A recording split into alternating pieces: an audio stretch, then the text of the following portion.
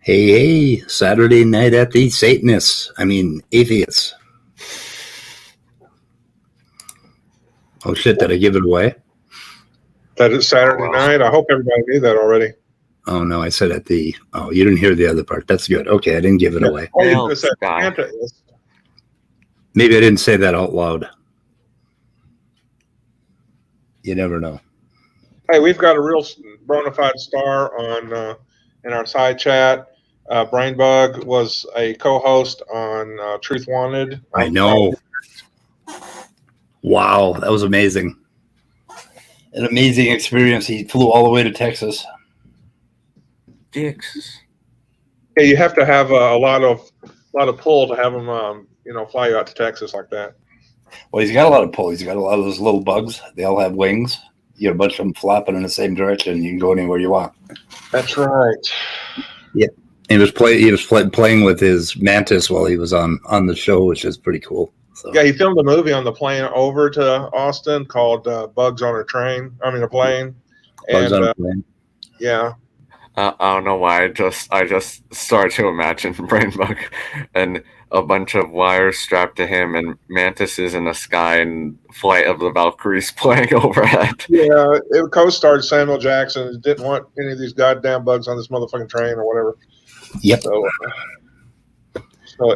I'm sure it's really good. I can't wait for it to come out in the theaters. So TomTom34B is in the chat, and unfortunately, I saw you on a channel that I don't really care for. I guess I'd probably be in a real pedantic, but there are some things. Yeah, I don't know. There are some associations that I just don't want. I don't know. Yeah. Anyway. Now here's the real question, Speed, because I know you like me.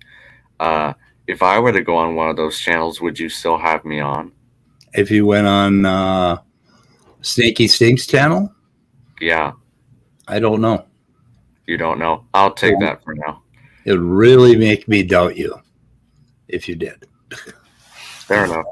Yeah. Yep. Oh, I put a link to a video that was recommended by Digital Gnosis called The Life of Aristotle. It's about 30 some odd minutes long. So that's in the private chat and in the side chat. You might want to put it in the description. Okay. Looks interesting. I will check it out. Let me see. Oh, where is it? Why don't I see it? Off topic. It's right there in the private chat, recommended by Digital Gnosis. Yeah, but I don't see it in the side chat. Side chat. People are chatty, and it just went out of scope. Or I forgot to hit the return button or something. Okay. Well, here it is right here. Recommended by Digital Gnosis, The Life of Aristotle by Edith Hall. Okay. Bits of information were lost. You lost a bit of information. Oh no. Functional information? Was it functional? We need divine intervention. Probably was functional.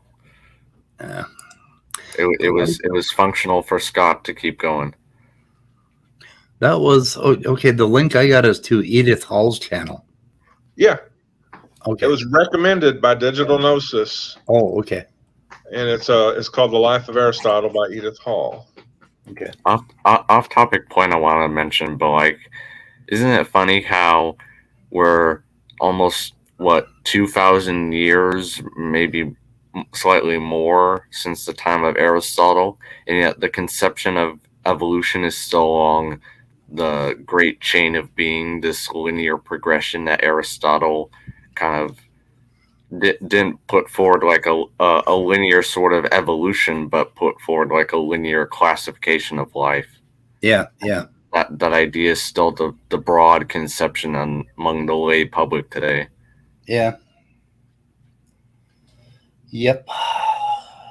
Well, it worries me that we're still looking at that Bible from 2,000 years ago. And it's just a bunch of parchments that somehow is dominating people's lives. It's absolutely amazing.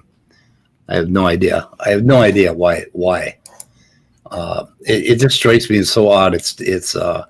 We're in fucking 21st century, and we've broken into technology in the last 100 years in a great way. And for some reason, this myth is still hanging on.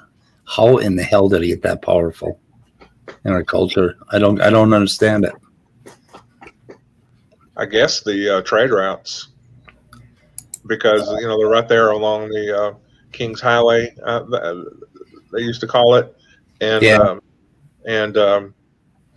when you have people going through that area and then taking those stories back home, and it affects the culture, back home, then you kind of prepare the soil, and then it just keeps, and then people did, at least in the Roman era, admire Judaism because of its clear morals, Ten Commandments and stuff like that. At least that's the story I've heard. I don't know if I got that from Christian sources or if that's a historically reliable account of attitudes towards Judaism, but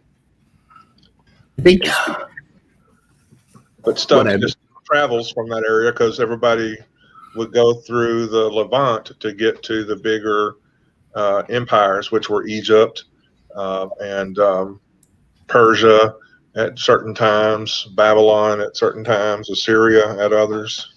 Well, didn't the Romans have a lot to do with getting Christianity entrenched? Oh yeah, and plus their system of highways made it very easy to pass knowledge or information. Ooh, there's that word again, information. All along trade routes and into cultures and things like that. There's something. Whoops! I bounced rational empiricism. Okay. Yeah. Let's see. Can I make it bigger? The great gain of being. Yeah, I don't know if I can make it bigger, unfortunately, but yeah, this is what I was talking about with Aristotle's model of classification. Was you went from non-living things to plants, animals, worms, and then up to mammals, and up to people, then up to the angels, and then of course at the top would be God or some godlike creature, because I don't know if they believed in God. Is this a lead into a lawyer joke? Well, they believed in gods plural. Right. Like I read it was gods plural. Hello. Here's the community. Okay, we were just talking about that. Hello, can you hear me? Hello. Oh, screw you. And don't neglect Cerberus, who has entered the room as well. Cerberus. I have an answer for your question, by the way. Why the myth is still around? Why? Because science can't actually replace it. It doesn't have the means to do so. Why? What's still around? Religion is more than just an explanation. Science has the means to replace that. An explanation it does, but not the rest of it. Oh no, it can replace the rest of it. You just gotta understand. You gotta get the right science. That's all. Oh, really? Can science build communities? Like, is that a part of science? Yeah. I mean, really? You go down to the Church of Science there and have fellowship. Yeah. So I mean, that kind of community. Or you could go skating one night, or you could go bowling with a bunch of scientists, or people. Science doesn't really create like regular culture at all. It doesn't create regular culture directly. Humans do that, but science can tell you why humans do that and how we do it. And Yeah. And one of the ways we do it is religion, which is something science doesn't do. well, you don't need religion. Are you sure about that? Oh, I think a Yeah. lot of people need it.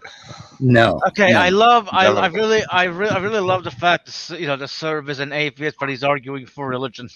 Yeah. But not all religions are theistic, for one. I'm just fucking with you, sir. Relax. Well, yeah, okay. If you want to extend religion to things like secular Buddhism, then sure, I agree with you. Okay, but secular Buddhism, I don't see it as like a religion, or it's not like the biblical myth. It's not Christianity. Oh, sure, very be Well, all hang on, open centric over here. Can I read John's comments, because I can be pompous if I want to. oh fuck! I'm trying to get him to show up a little bigger, but I'm having trouble. Oh, did you comment on that one video? You also have other things like Shinto. But I don't know about Shinto. well, let me get into it. The hilarity of these streams crack me up. And then I answered, you should stop in sometime and help us laugh at one another. Maybe bring your best information argument. I can backroom everybody and make it lighter. And he responded, At this point, you are either living in denial or actually a pudding brain, unless you are making the formal claim that the genetic code is not literal and conforms with formal code theory. There is zero reason to have a conversation about this. I don't think you're that big of an idiot. So the only question becomes, is it plausible for codes to map themselves, or is it more reasonable to conclude intelligent agents are necessary? That's it. This is not that complicated. and I responded, John, you ignorant slut. That is the whole point that we need to talk about. What is the logical, plausible, probable conclusion? It's a code, therefore it must be intelligently designed. You see that little implication sign in there? That is implication. You can't just rely on your stupid intuition to make that. And I don't know why I cut that off. What the hell? Why is it cutting this off? The fuck is it? Okay, that's yours. Yeah, what the fucking fuck? All right, are you gonna To make that connection between the antecedent and the consequent, are you literally that stupid, John? Come on. And then it cut more off. What the fucking fuck? It just keeps cutting shit. What is wrong with YouTube? I don't know. Gay, but are you going to? Okay. And then I Right. said, what the fuck is formal code theory and how does it apply to DNA? Holy fuck, you don't think code theory and the principles of communication theory apply to genetic code? Seriously? Are you actually this dumb, or do you just have a memory with gaping holes? There's literally papers on this application of code theory to the genetic code. You seriously crack me up. I don't know. I feel like I could have been more pompous. I don't know. I was just reading it. I was trying to be pompous, but I guess it didn't come out right. Well, let's look up formal code theory. Formal. Okay, you know what? Hold on. To Jesus, Google. There's formal coding model. Formal code. Methinks Maddox doesn't know what the fuck he's talking about. Okay, theory. Okay, I found formal methods, formal verification, formal development method, formal coding model, chapter 6, structural information theory. Oh, here we go. Theory of codes. Yep. That can help us. A coding theory. Well, I downloaded it. We'll see what it says. Theory of codes. Anyway, he likes to put words together and make himself sound like he knows what he's talking about, but of course he doesn't. Hey, just a quick note. I put a link to Atheist Junior's debate with Nephilim Free in the private and side chat. Okay. I'm sorry, but why the fuck would you want to talk to Nephilim Free? He should be punching up. He should be punching up, not down. I think it was supposed to be with Kent Hovind, but Kent Hovind backed out, so they threw in. Kent Hovind and Dr. Dan. So No. what? Kent Hovind and Dr. Dan. Oh, were it was supposed to Ken be- Hovind and Dr. Dan. So Yeah. I guess they were the B team. I don't. Yeah, it's good. It was kind of a last minute thing. So, yeah, that I was on briefly on an after show last night about that on David Neff's channel. So they did an after show on David Neff's channel, and Andrew was briefly on Neff's stream with talking to Neff. I How did went that go? there briefly. Oh no! How long were you on there? Probably like an hour at least. And I was with this nice guy called Tony Tanjo 101 or something like that. Oh yeah. He's always on Neff's stream. Yeah, and we were both admiring the fact that Neff and this other guy not staying down were not letting us talk. Like they were saying, "Oh, you don't have coherent response," or well, they were implying this. You don't have coherent responses to this. You don't have valid evidence for this. Well, like, of course not. You're not letting me come up with a coherent response in the given time interval before you interrupt me again.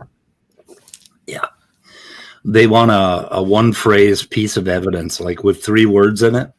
That's just not how science works. Like a slam dunk, your best evidence for evolution, Andrew. That's in not 3 how words. either.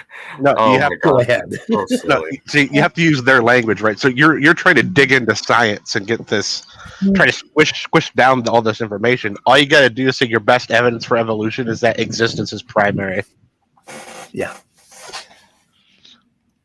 Or just give them some cryptic three word thing like formal code theory. Can I honestly ask something here? Oh boy, with that Technically with that, just did. I What? don't know. You just did. Well, no. Can I? Speed. Okay, I Hi. will just ask. Why See, is it that? I stole that from Scott. Scott said that first. Okay, okay, well, go ahead, Scott, fuck you. But I don't was recall not- doing that. Scott, Go ahead. midnight. Go ahead. okay, I was going to ask, why is it that a lot of people seem to think that it would take 10 to the 150th power years for proteins to evolve, yet we're here. Like, you know what I mean?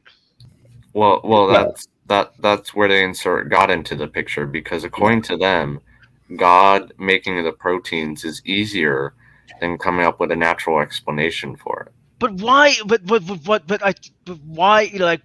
Why is it impossible for a protein to emerge 13? Well, actually, hold on a sec. Not 13.8 billion years later, because I guess they got 4.5 billion years. That's when the like 9 billion years after the universe emerged. Well, 9.3. Right. Like, the universe is like 13.8, right? 13.8 million years old. Sorry, billion years old. Although, if I remember correctly, they did find. Could be misremembering. Although, if I remember correctly, they did find a galaxy that's older than the universe. No. Which I need to go look that up. Which either I'm misremembering, or the universe is older than we assume it is. That we think it is. What you're probably referring to is a star that's supposedly older than the universe, but isn't really, because the error bars are overlap. Like, to elaborate on that, basically, there's a star called Methuselah. If you get the reference to the Bible there. Not really, but go ahead. Okay, well, the Methuselah star is, I believe, 14.6 billion years old, plus or minus 800 million years. So the error bars are pretty large, and those error bars overlap with the current estimated age of the known universe. So there is no contradiction.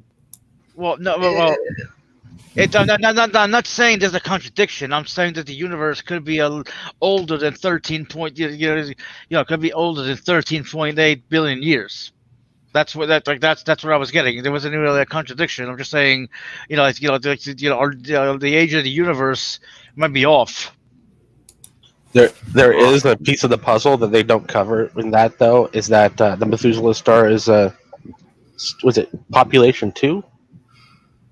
I forget what direction it goes, but it's not the original set of stars, which means there has to be an awful lot of time before the Methuselah star could have formed, which is why it's still talked about. Yeah, so it's I don't know, not necessarily. So it's really interesting. It's really interesting that on the one hand, the universe is 13.8 billion years old, yet you have a star that's seemingly older than that. Well, I would argue that's just because our methods are so crappy at this point. Well, that means that that was literally my point, right? How the universe is, how as far as we know, the current age is 13.8, but then you have a star like Mafulu or whatever the fuck that's 14.6. Yeah. Oh, look who decided to join. Okay, I'm gonna say this now. This for the meme of it. Which one's simpler, a deity or a series of natural events? A series of natural events. There you go. Occam's razor. There you go. Atheism. Fuck off. I mean, that's not. But, I mean, I suppose you can make the argument that a god still exists, but he just put the universe in motion and just fucked off. Yeah, you know what I mean? Whatever. I mean, he could pick whatever state he wanted to, I suppose. Or you could do what we talked about and just say there's like a world node that connects every mind together. So, like which one's simpler, billions of years or last Thursday? Last Thursday. Checkmate, atheism. Cerberus, I know you're being sarcastic there, but in case someone does bring that point up, I'd like to respond to it if that's okay.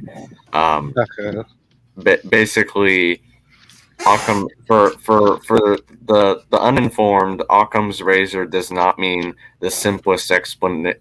It doesn't directly translate to the simplest explanation is the correct one. It more accurately translate. Oh, sorry. But no, I just wanted to say, if I remember correctly, the simplest explanation with the least assumptions. Yes, correct. It's likely true, not necessarily true. Right. Likely, it's right. All, the Occam's razor doesn't always apply, but it's a general rule that it can apply. We're stepping all over his response. Well, right. Sorry. It's okay. Go ahead. Yeah. It's all else being equal. The explanation with the fewest assumptions is generally the more likely one, or the more parsimonious one. And what I would say is, we've seen natural things. We haven't seen a supernatural thing. A supernatural explanation of an all-powerful being is quite literally the ultimate ad hoc assumption you could put onto it. So, I mean, why are we assuming a god would be supernatural? Why couldn't he just be natural? Yeah. Or, well, I think last Thursdayism is the best answer. Yeah, according to Occam's razor. Yeah. We're going to be, actually, the universe is going to disappear next Wednesday, and we're going to do this all over again, over and over and over. And we think... How do you test that speed? You can't. That's the point. You can't. We're just stuck doing it. Idea. You can. You call Mandela. So whatever you guys say tonight, consider that it's going to be repeated for eternity. Actually, the universe is going to end next Thursday, and we're all going to repeat this conversation. Yep. I mean, Simus, we literally do repeat these conversations. Why do you think the weather report exists? Literally every fucking day. Yeah, that's true, Midnight. But what you don't know is the universe is going to end next Thursday, and we're all going to repeat this conversation. I said next Wednesday. Next Wednesday, not next Thursday. Oh, fuck. See, now we have two conflicting denominations. Yeah. Next Thursdayism. You fucking heretic. Now you have to fight. What is wrong with us? Seriously, the genuine question. What is wrong with us? Heretic. Okay, so Daddy Boy, did you post a link yet?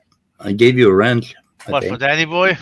I gave Posted Natty Boy a link wrench. to he's Canadian posted it. Catholics channel. What's Yep. that? Yes, He posted has a link posted- to the Canadian Catholics channel. Oh, is that where Jack Anstrake and somebody else talked to somebody? I did see Jack Henstrike and somebody else had a debate with Who the fuck he is who it? shall not be named and somebody else. He who shall not be named. God, I didn't see it. Wait, Alabama. I had a debate with he who shall not be named. Yeah. Who? I don't know. There's many people who shall not be named. Are we talking about Le Saint? The Saint? The saint. The snake. The Snake? Is that his name now? Just They call him did what it. I call him. Call him Map. Map. Oh, Minor No, attracted person. Speed. well, you weren't supposed to. Never mind. But that is You funny. get it. What? I know you're using snake derisively here, but I'll have you know snakes are interesting and very lovable creatures. So Oh, Actually, I Speed, pissed you off. Actually, Speed, that nickname can't work. We already have a member in our community whose name is Snake. Oh, that's right. I pissed Yeah, I pissed my ex-wife off last night by telling her coyotes are evil motherfuckers and I'm going to kill all of them. But that, well, okay, the last part's kind of extreme, but you're not right about the first part. Well, all of them in the river valley anyway. What is wrong? And the more you try to kill them, the more they make of each other.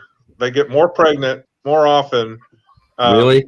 When they're under stress. Yep. Thing is, coyotes are very adaptive, aren't they? Like, Yeah. if you try hunting Speed, them. what is and wrong with you? They freaking are. Speed's an old fuck. I'm sorry. Is that pointing out the obvious? Coyotes are just ugly, evil, and they fucked up the wildlife in my community.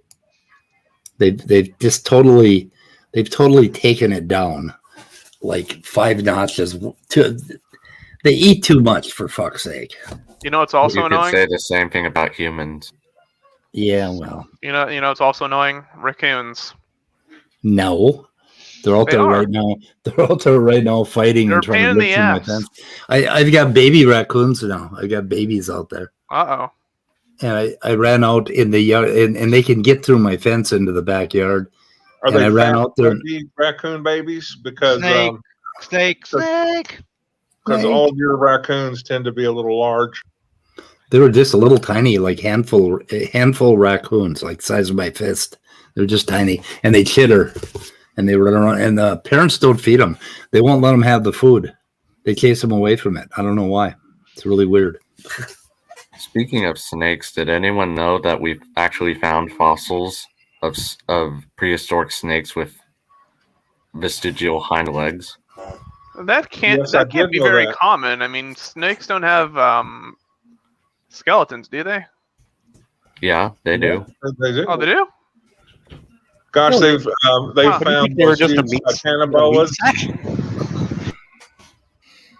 They're That's vertebrates, the aren't only they? like solid part of this. 36 long Well, snakes. no, that's right. Snakes have jaws. That's right. I'm getting into a fight with Brain Bug over coyotes. Uh-oh. I mean, you always get into a fight with people over stuff. Yeah, I know. I was fighting Mostly with stupid Cerberus stuff. about religion. Well, Well, that wasn't really a fight. More like more like a friendly chat. Yeah, well, Yeah, when I was just being stupid on purpose, I think everyone knew that. Yeah, I knew that because I talk to you a lot. yeah. One And you- last thing. Oh, go ahead. Sorry. I was just gonna say Cerberus triggered me, but go ahead, Andrew. Oh, I was just gonna say one last thing on snakes. I like to think of snakes as super derived lizards that made a living by forming an underground empire, and then after the KPG extinction, went off of that empire and then took over the world above ground. I mean, have you ever watched Doctor Who? Not really. No, never mind. I Then, thought then you were guess- gonna You know, when I think of things like underground animals and being dominant, I think of like gophers and stuff like that. Yes, John Peterson, the Immutable Or- did just say that. Say what?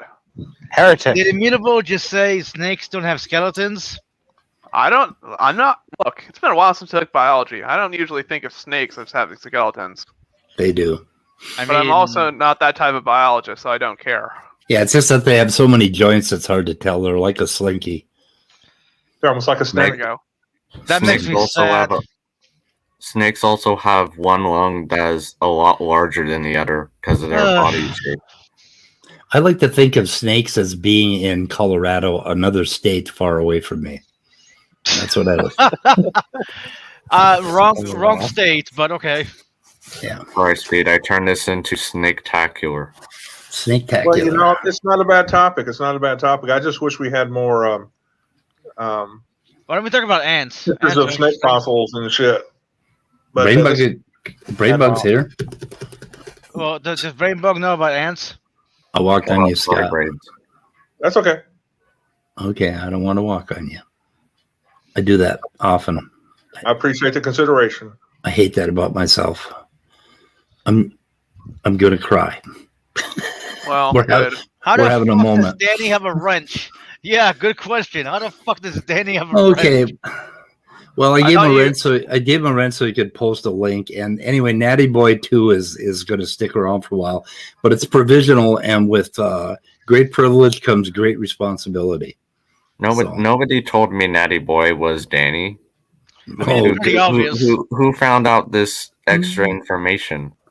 actually, Secular Pagan Mom named him Natty Boy, and it stuck. And then he came back with a sock puppet named Natty Boy, and I decided that we're going to let this one stick around. So anyway, Speed. Yep. oh. You know I I was don't joking, understand right? always like how Danny you manages to did trigger so know. much. Oh, I'm sorry, I missed it, Andrew. What'd you say, Immutable? Failed. I said I was kind of wondering like how it is that Danny triggers you so much. I don't find him that bad of an interlocutor. He doesn't trigger me. He's just badly behaved. I don't know. I mean, he has a view that I don't really object to too much, but Yeah, you because seem to get into knots you're over an it. idiot. Immutable. Are you? Hold on. I'm just saying. Immutable. Are you stealthily trying to, trying to trigger Speed about his scientism? And if I do, I do. If I don't, I don't. See, there you go. You fucking asshole. I knew you were gonna. I knew you were. That's what you were doing.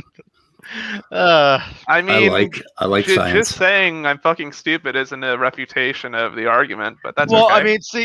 look. It's what I would expect of a creationist to do, but Well, I mean, If you wanna- here's the thing. If you know what, I'm gonna try this. I'm gonna try to speak for Speed, even though I shouldn't. Here's the thing. Why don't you, why don't Another you? 1 minute. What was that? Okay, 1 minute. Oh, sorry. What the fuck, Well, that was weird. Andrew? Or no, Midnight. Okay, no. What I was trying to say is that if Immutable doesn't want to be called an idiot, you know what I mean. He should be like, okay, well, Speed. If you want to, sit down and actually have a discussion about science, about scientism. You know what I mean? Because I honestly think, a lot of the vitriol between you two, and maybe it's just played for fun, is because Immutable, just for some reason, doesn't want to sit down and understand what's Speed position on it. You get it. no, I understand. I think I understand Speed's position. I just don't. It doesn't really. Well, okay, Speed. Let me ask you: Do you feel like Immutable understands your position? That's not why I called him an idiot. I called him an idiot because he's supporting his position using Natty Boy. Okay, No, now I'm if not you just supported your supporting my position position. directly, Well, yeah, Immutable. No, You have I'm- no room to talk if you're gonna say, "Well, I agree with Danny's yes, position." Natty of your Boy. position." Natty Boy has the best arguments. Okay, I'm well, going to use that's- those arguments, not Wait, my own. That's not really what I was doing. What I was saying is that me and Danny That's what I happen to heard. have similar beliefs about this particular, about like your form of scientism. Get a fucking room. I'm Get just a room. granted that's not evidence for it. I mean, I've laid out my own position for you, and you've just dismissed it. Well, your position is just what? I mean, Can I change if you're the going subject? to, if you want to argue about it, let's. But just Andrew calling wants it to change. fucking stupid won't do much. Andrew wants to change the subject. Andrew, Well, change away. granted, I'm not the mod, so up to you, Speed. No, change I just- away. I had a extra fun fact about insects, but I'll wait. But no, Oh, go no, ahead. go- Go ahead. no, Go ahead. go Go ahead. insects. If you, They're if crunchy. it involves, well, yeah, if it involves ants, go ahead. So ants and insects in general. So most phylogenies, I believe nowadays, place insects either as the sister group to crustaceans or within Crustacea, which means that according to those phylogenies, we should actually consider insects derived types of crustaceans, just as primates are derived types of mammals, etc. So How do they derive that insects are crustaceans exactly? That doesn't seem.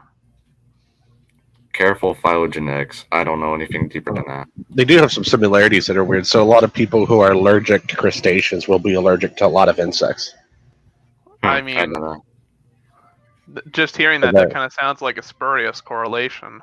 Well, yeah, but I mean, And it's like If you- ice cream causes allergic yourself drowning. there. To people who, to people, does the fact that people eat ice cream, cause drowning? Like, is that a pure true correlation? Probably not. Well, I think it's more like a pool causes drowning than it is like ice cream causes drowning. well, just recognize immutable that phylogenetics isn't based on just similarity, as is No, I'm often claimed by creationists. Unfortunately, No, I don't understand phylogenetics. I know it's not just based upon similarity. I mean, that was actually one of the topics of my chat with Neff last night. yeah, Nephilim is not one to understand nuance. Yeah. Oh, Unfortunately. especially one of the guys on it, not staying down. He does not want to understand it. Well, I mean, that's the only way you can claim that you're still ignorant on the topic, is if you refuse to be taught. Yeah. He says. I he will says. go no deeper than that. I remain impartial. I mean, I was gonna make a jab at immutable, but yeah, never mind. I'll make the same jab at Speed. I was making it at you, not immutable, not speed. Oh, I'm Oh. if I'm not philosophically adept, and I'm willing to admit as much. I would like to take this moment to recognize Simon Spunk, who's been in here quietly sitting on the sidelines. How you doing, Yeah. sir? Yeah, I'm good. Just to say that the universe could end next Thursday, and we could all have this conversation again. We probably You know- will next Thursday, even if the universe doesn't end. Surprisingly, I'm actually a fan of like the brain in the vat conversation, because it's, if nothing else, it's valuable for kind of like having people examine like their epistemological like standpoints and Oh my kind God. of see what their limits are in terms of philosophy.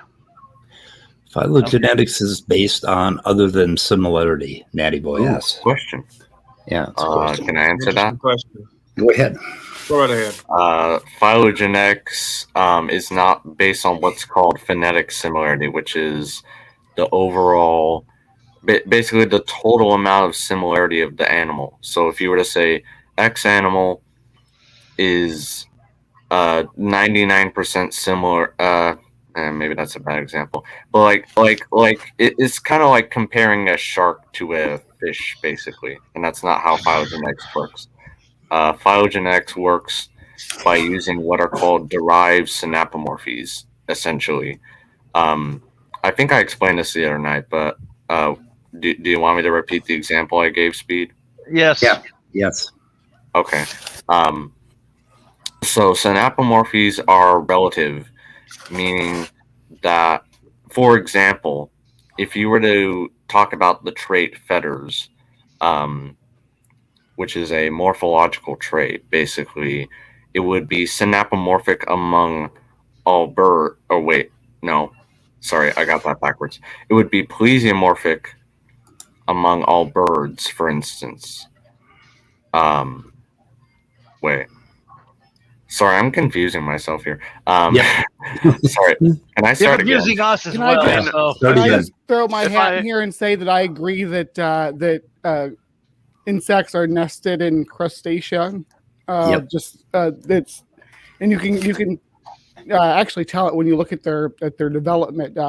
Crustaceans generally have about 10 legs. As we go back further in the evolution of arthropods, you go back and you find more and more legs going back, and it's kind of and then the legs are go from being more generalistic to being specialized, and as insects we whittle their way down to the 6 legs, and even then you got some of them that have those legs specialized, like mantises, for instance, where really they only have 2 legs left for locomotion. So we can trace the genetic, like what he was saying, the genetic loss of legs.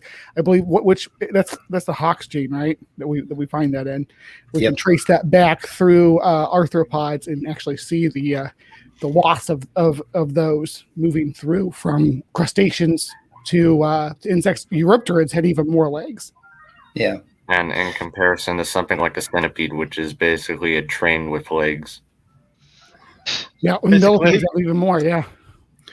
Anyway, phylogenetics, I think the biggest thing we do today is with genes Yes. and conserved and non-conserved areas. And we can tell, and with parsimony, that only the fewest changes, we can trace things and we can create phylogenies. And it isn't done so much with traits, but traits, I guess they enhance it. And that's what we used to have to use, right?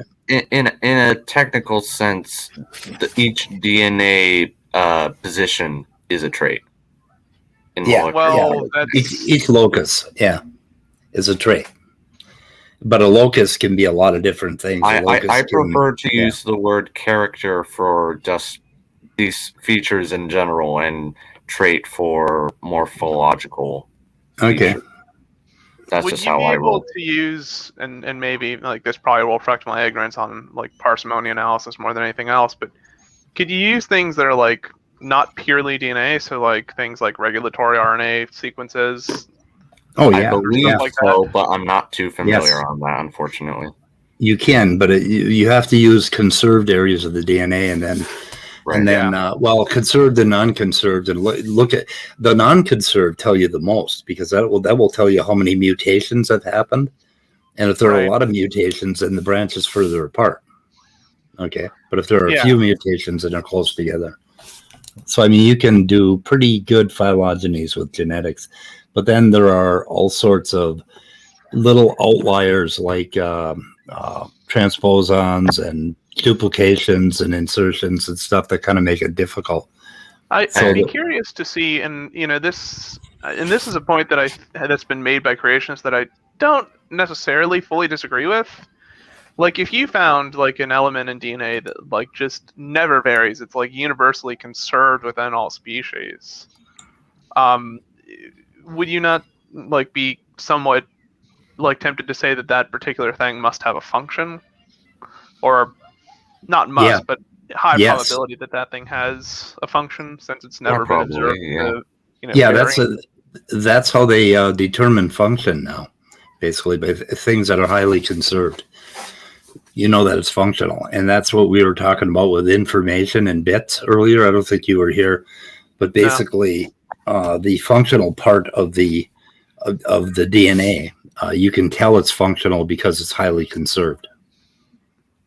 So, in fact, they derive functional bits from that paper by Hazen that we went over, and you were on that stream. I made it private. I was going to edit it and put it back up, but anyway, that talks about functional bits of information, and that's what they mean is these highly conserved parts of the proteins or regulatory sequence or what have you, whatever it is.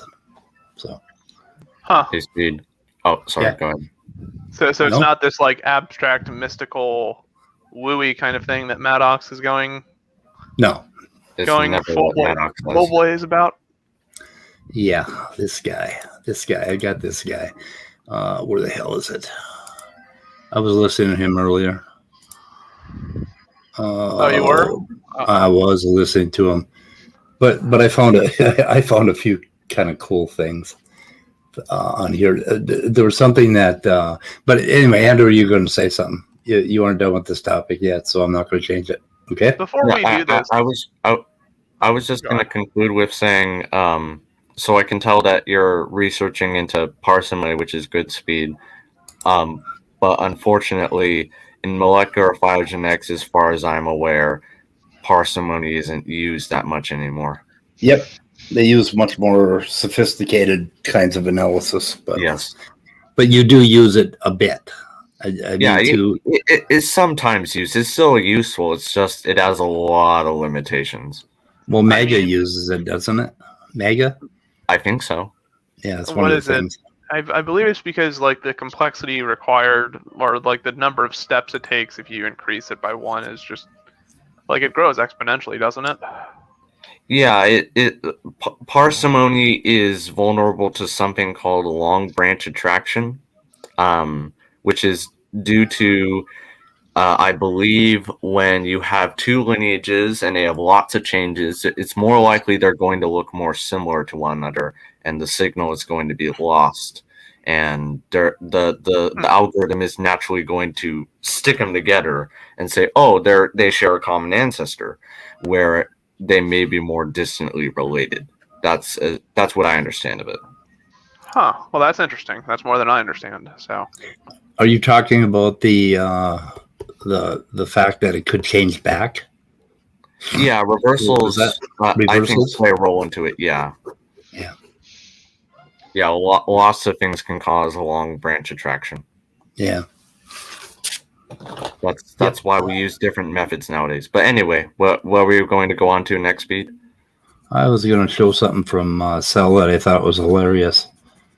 See if you guys can hear this. Let me see if I got it unmuted. I do. Okay.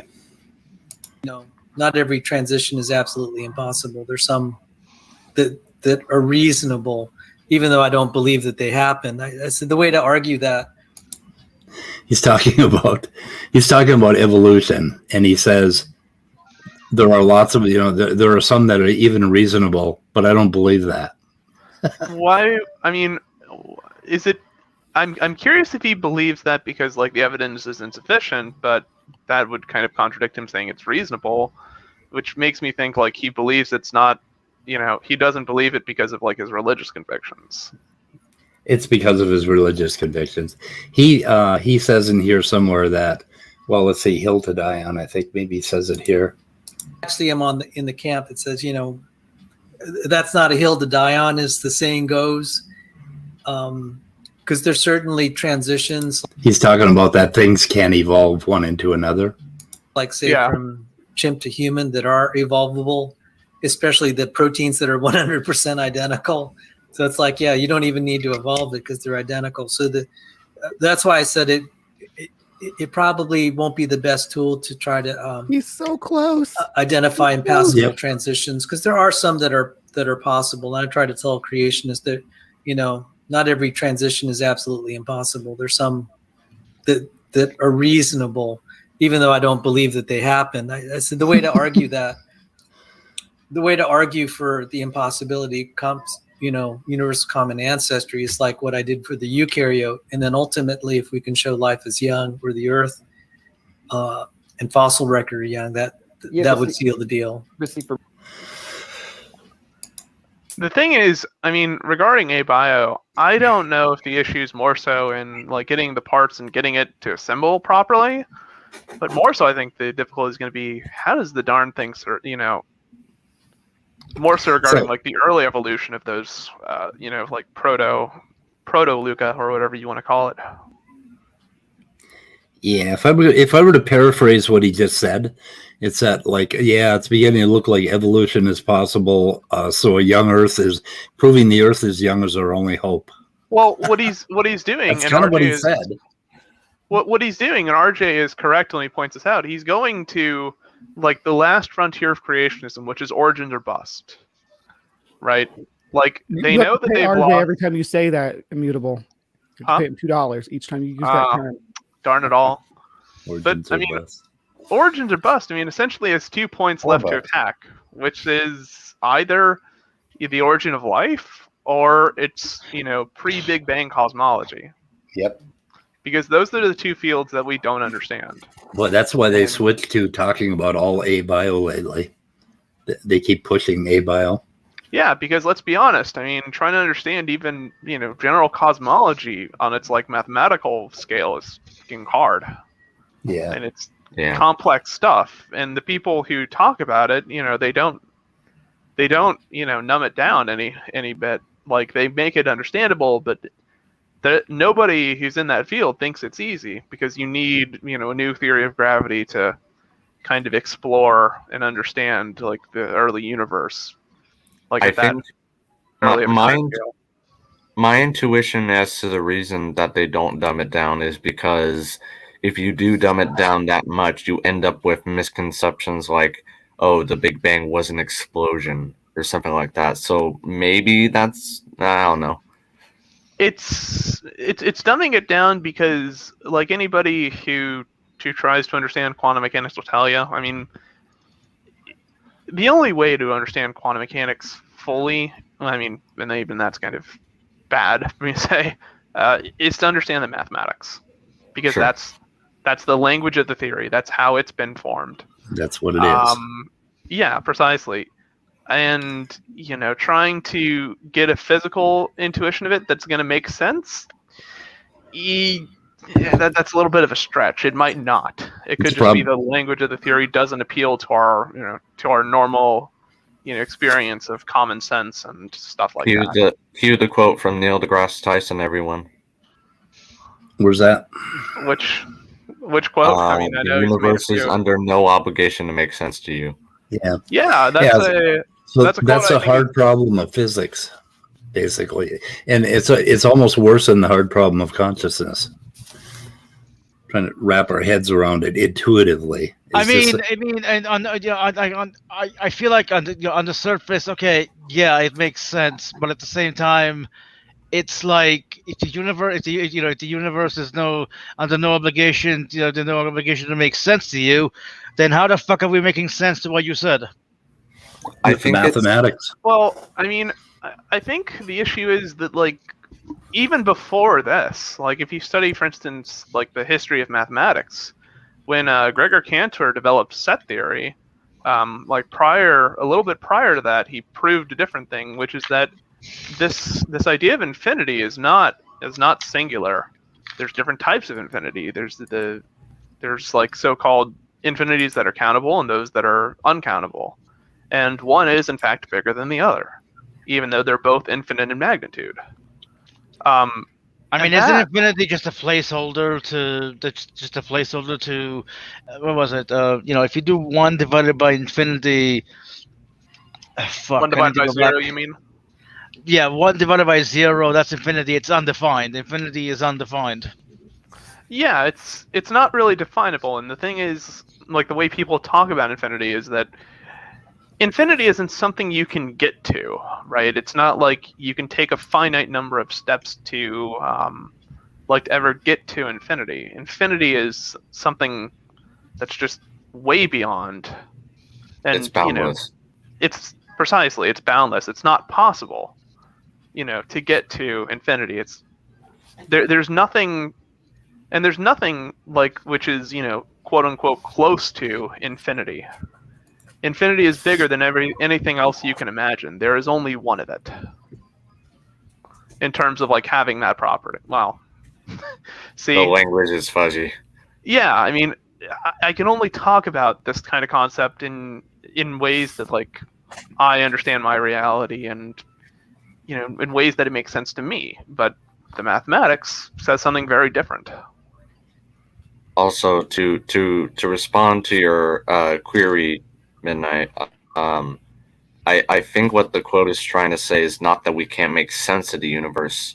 It's that what we end up making sense of it isn't necessarily something we like. There's an interesting kind of philosophical argument that's brought up about how objective, like, the current way we study our universe really is. I mean, we study it using science, and that's great, but is that as objective as like talking about it in terms of color, in terms of like taste, or any other number of like variables we could throw at the universe? I mean, the fact that we try to describe it using mathematics isn't like, can we describe it using some other formulation that's just as objective as mathematics? Is kind of the If you want your push I hear mind blown, if you want your mind blown, if you want your mind blown, realize that the only thing that's objective is that we have a subjective experience. Okay. That doesn't make sense to me, but okay. To me, a mind-blowing and rather depressing thing, and I don't know if it was like Kurt Gödel's like intention when he tried to develop this theory or to develop this result, was his result about incompleteness. Yeah. Yep. It's an interesting. That just tells you that you're free to model things in a number of different ways. Well, but it also tells you something that, you know, that's kind of irritating, that no matter what framework you adopt, right, no matter what system of axioms you want to use, that there's inherent limitations on how far those systems can get you. There's always, you know, a null space. There's always a set of questions like that can't be answered by that set of axioms. Yeah, you got to bring an axiom to the fight. You have to. And as soon as you do, you can't support the axiom, then you're in a position of basically relative flux where you're floating around. But I don't find that uncomfortable. I find that as saying something remarkable about the universe. Well, I think the only reason I think it's uncomfortable is that when I adopt a system to try and, you know, tease out an answer from it, whatever I'm happening to study, one thing that I would want to know in advance when studying a system is whether or not the system I'm using itself can give me reliable results, right? That's something that kind of, if that doesn't happen, then you might want to develop a different framework for trying to understand the phenomenon. And it would be nice, in principle, if you had, you know, some way of asking your theory, hey, are you reliable? Can you give me true results? And the incompleteness theorem says, nope, no. You can't ask that question. That question is something your model cannot answer for you. And that's, to some extent, that's annoying, because humans desire security. We desire to have, you know, at some extent, you know, a level of like finality about the answers that we do obtain. Right, but I would say the desire for security, you know, makes us believe in things that aren't necessarily true. For example, like, you know, many people on the panel in the video that we're watching believe in religion because it gives them some comfort somehow, even, you know, despite the fact that if you listen to them, they're very scared about, but suffering for all eternity. Yeah. Ironically, they find security in religion. Yeah, I mean, no doubt, it's weird, right? Like, people will, you know, in exchange for security, adopts all sorts of beliefs, and unfortunately, it's, you know, that desire for security and is something that leads us to sometimes very bad decisions. But just to say this about it, if I may. Sure. It seems that although we are penned in by the very things that you say, that's not to say that we can't make progress, and also not to say that parsimony still doesn't have a place in deciding what it's reasonable to try to believe. Right. I mean, and that's the important thing. I mean, the good thing is you can use different methods to see, like, if a result that you've obtained is in fact accurate. Although the concern that a philosopher will give you, and that's why they're important to consult on these, is that, well, the similarity in result might just be because you've kept a lot of the same axioms, but just changed the phrasing of this other one just a tiny bit. So do you expect that having the same axioms and just modifying this other one a little bit is going to give you radically different answers?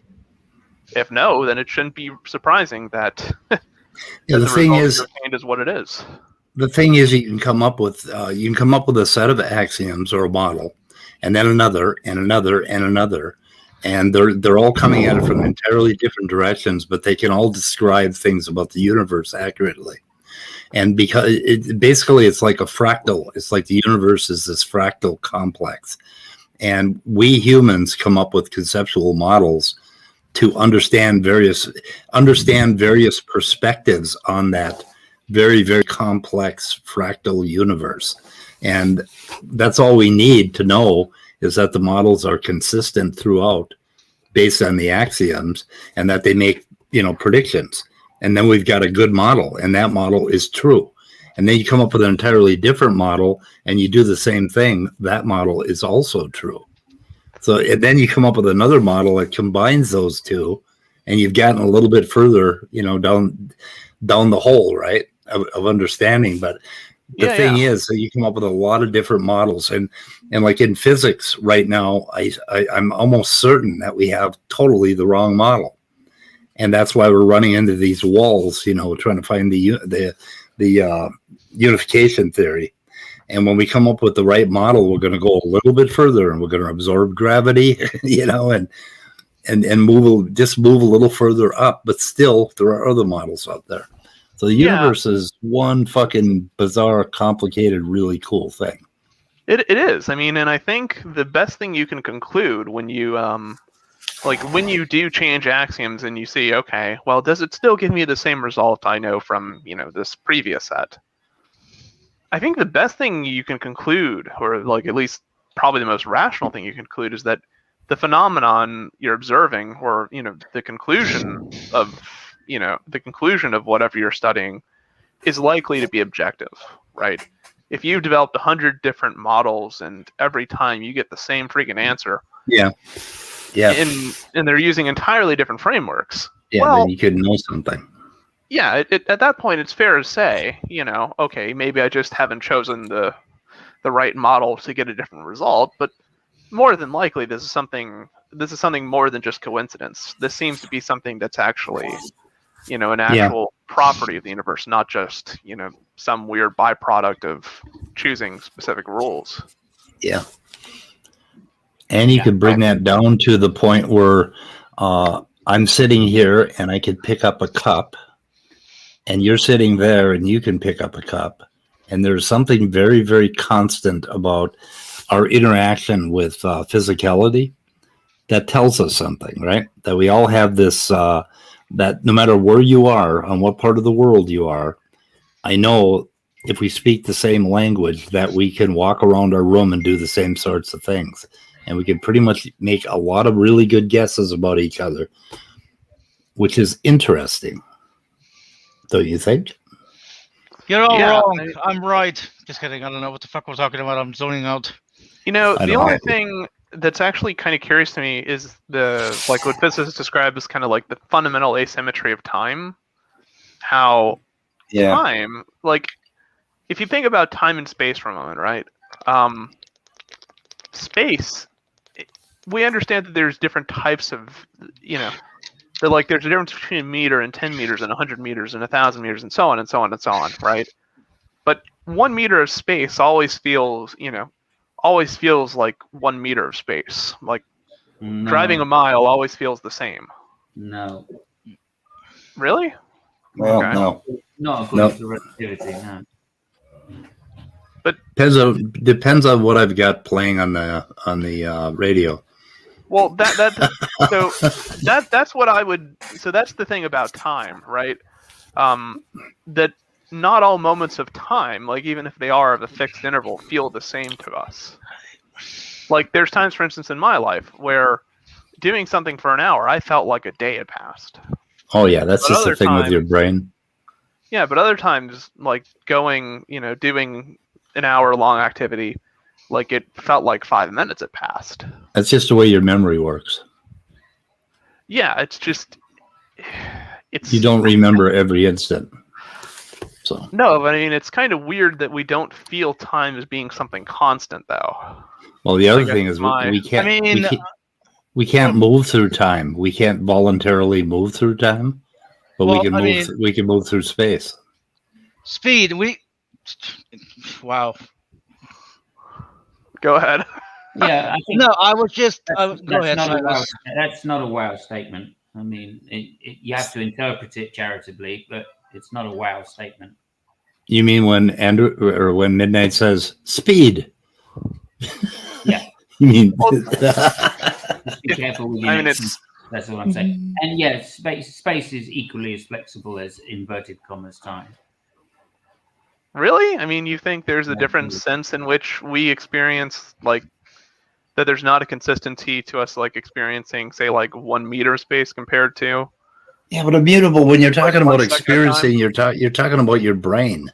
You're talking about an organ, about a primate brain, right? Of course, you're going to feel. You're not going to have a good sense of things.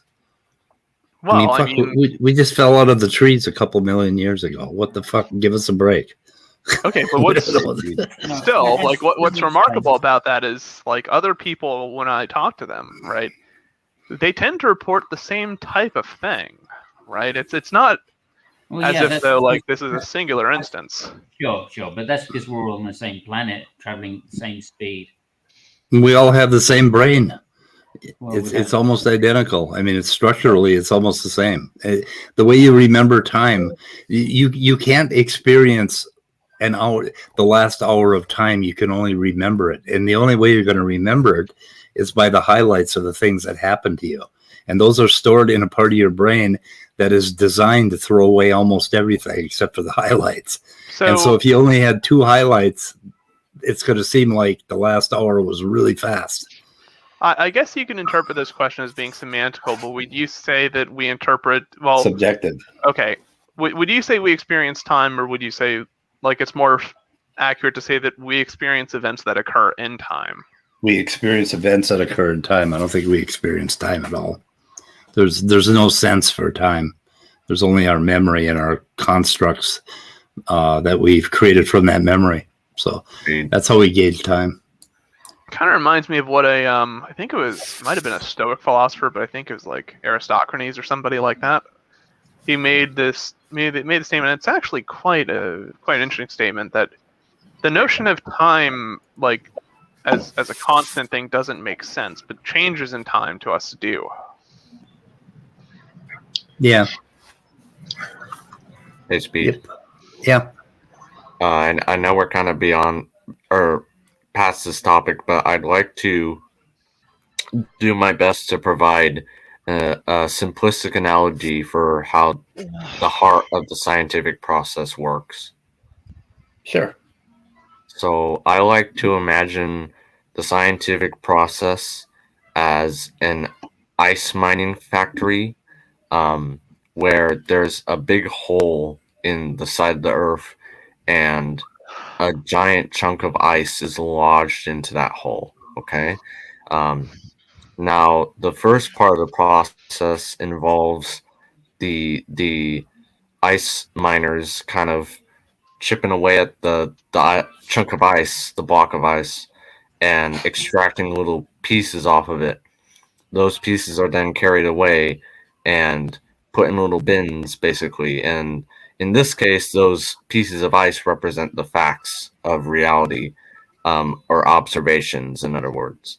And when you put them together, you get hypotheses, or in some cases, you get overarching theories by how you stack the pieces together and what shape they come in, and etc. And the change in the scientific process in this case is represented by the fact that sometimes either pieces come together such that the tower that's constructed, the theory in this case, is larger and more complex, or a piece of ice comes along from the chippers such that it doesn't fit with existing knowledge, and sometimes it causes a revamp of the tower construction, basically. Complete revision.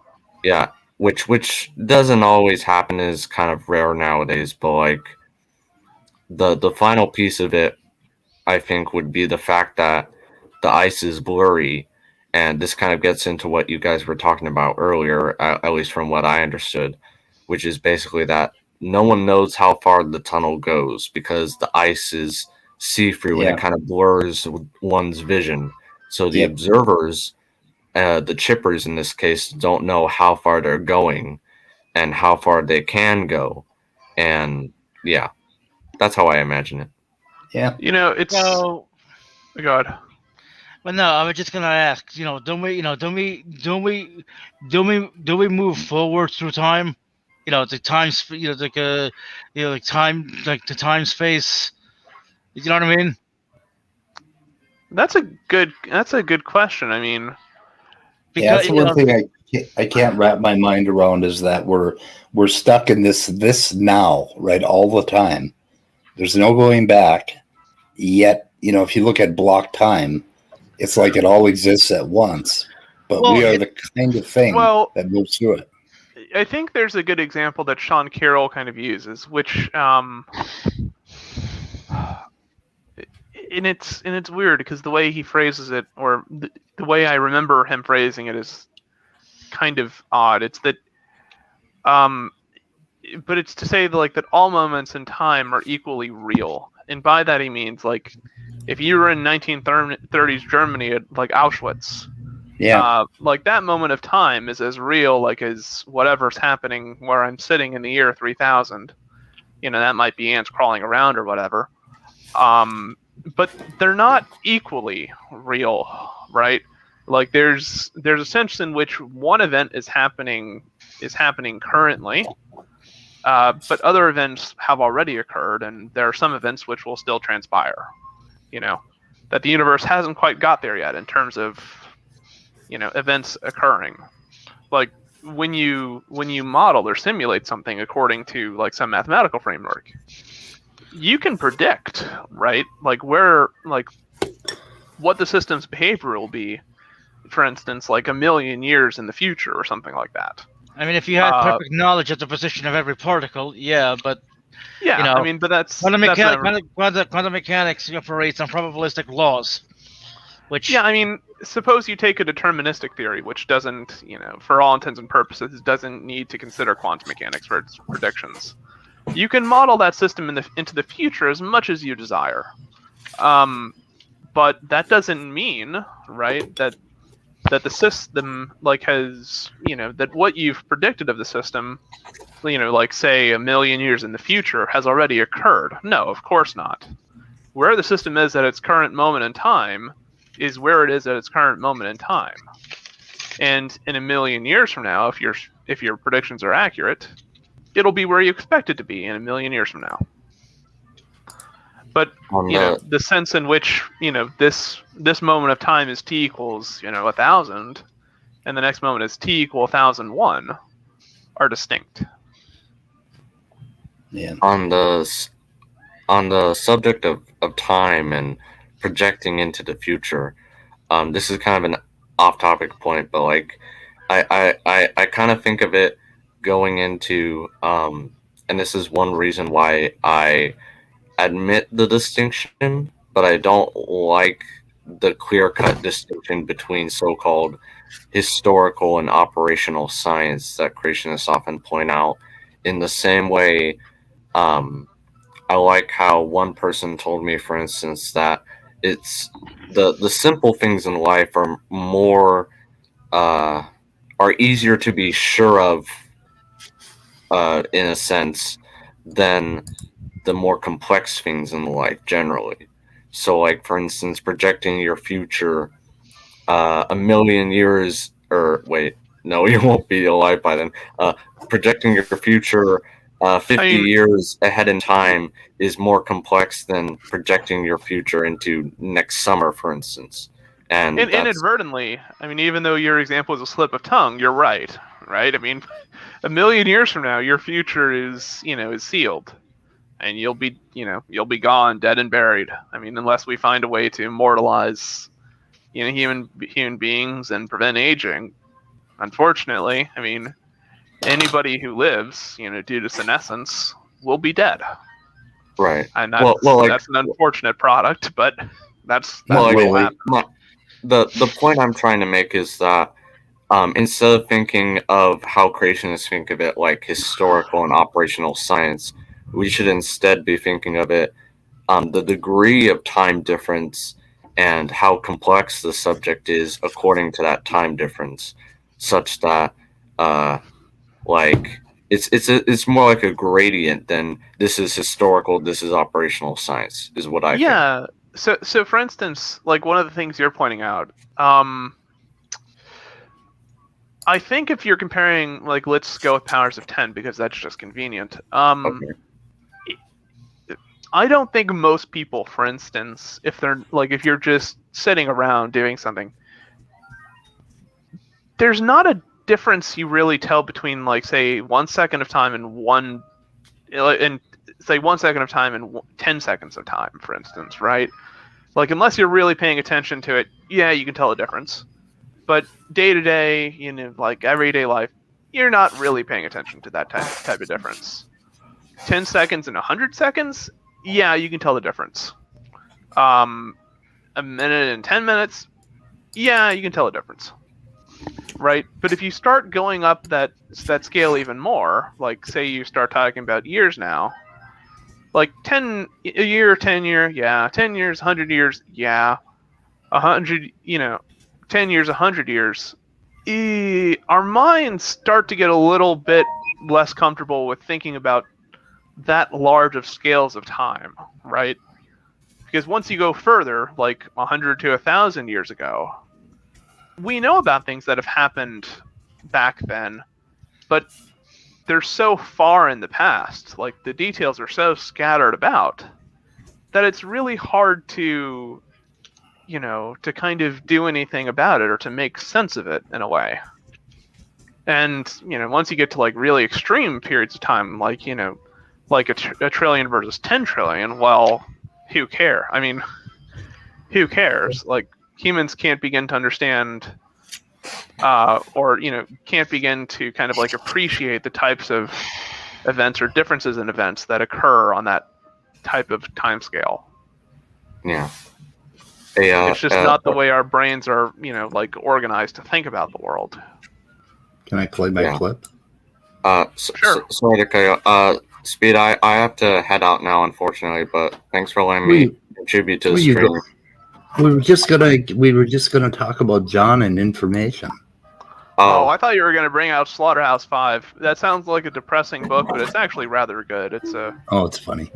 It's a good book. Well, they're having fireworks because graduation is coming up soon. Oh, nice. Oh yeah, you better go to that. You better go. So I'm sorry, but I got to head out. No, that's a good thing to go to. Time. Yep. Have a good night, y'all. Take care. See you, Andrew. A really good friend of mine had Kurt Vonnegut as a literature teacher. Really? Yeah, I guess he was a real prick. He was a real prick. He was just an asshole, just an arrogant asshole. Wow. Yeah.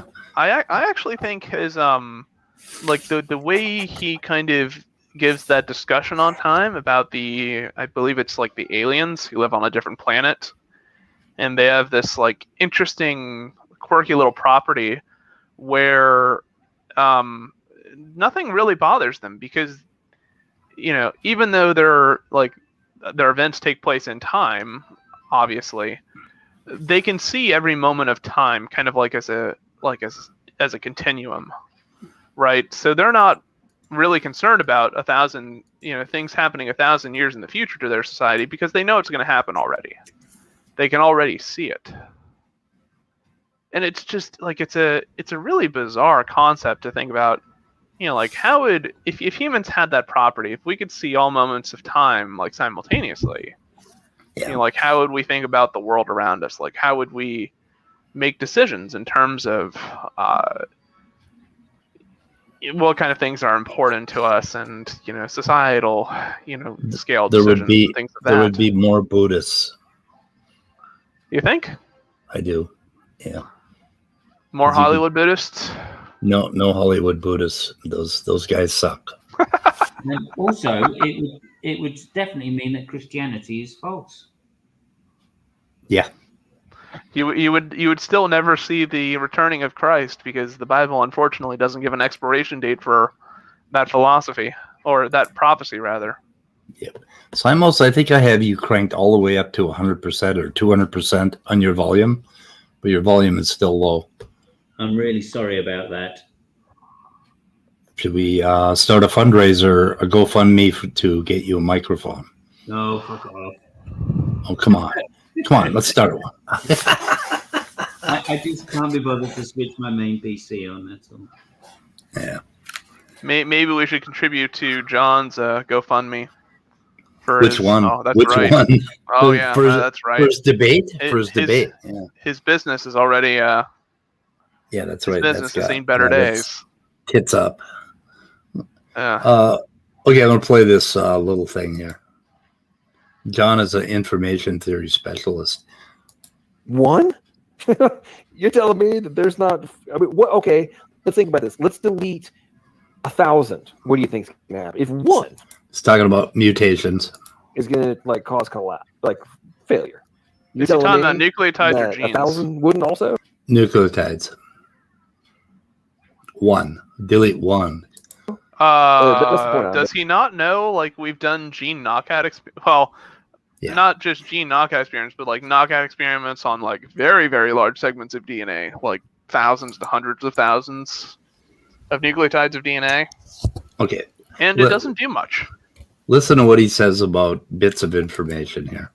Making all this stuff, and we're looking at the actual changes. If we're identifying something like, as you know, like a turn, right? Okay, if it goes right instead of left, you're going to have... He's talking about protein turns going right instead of left.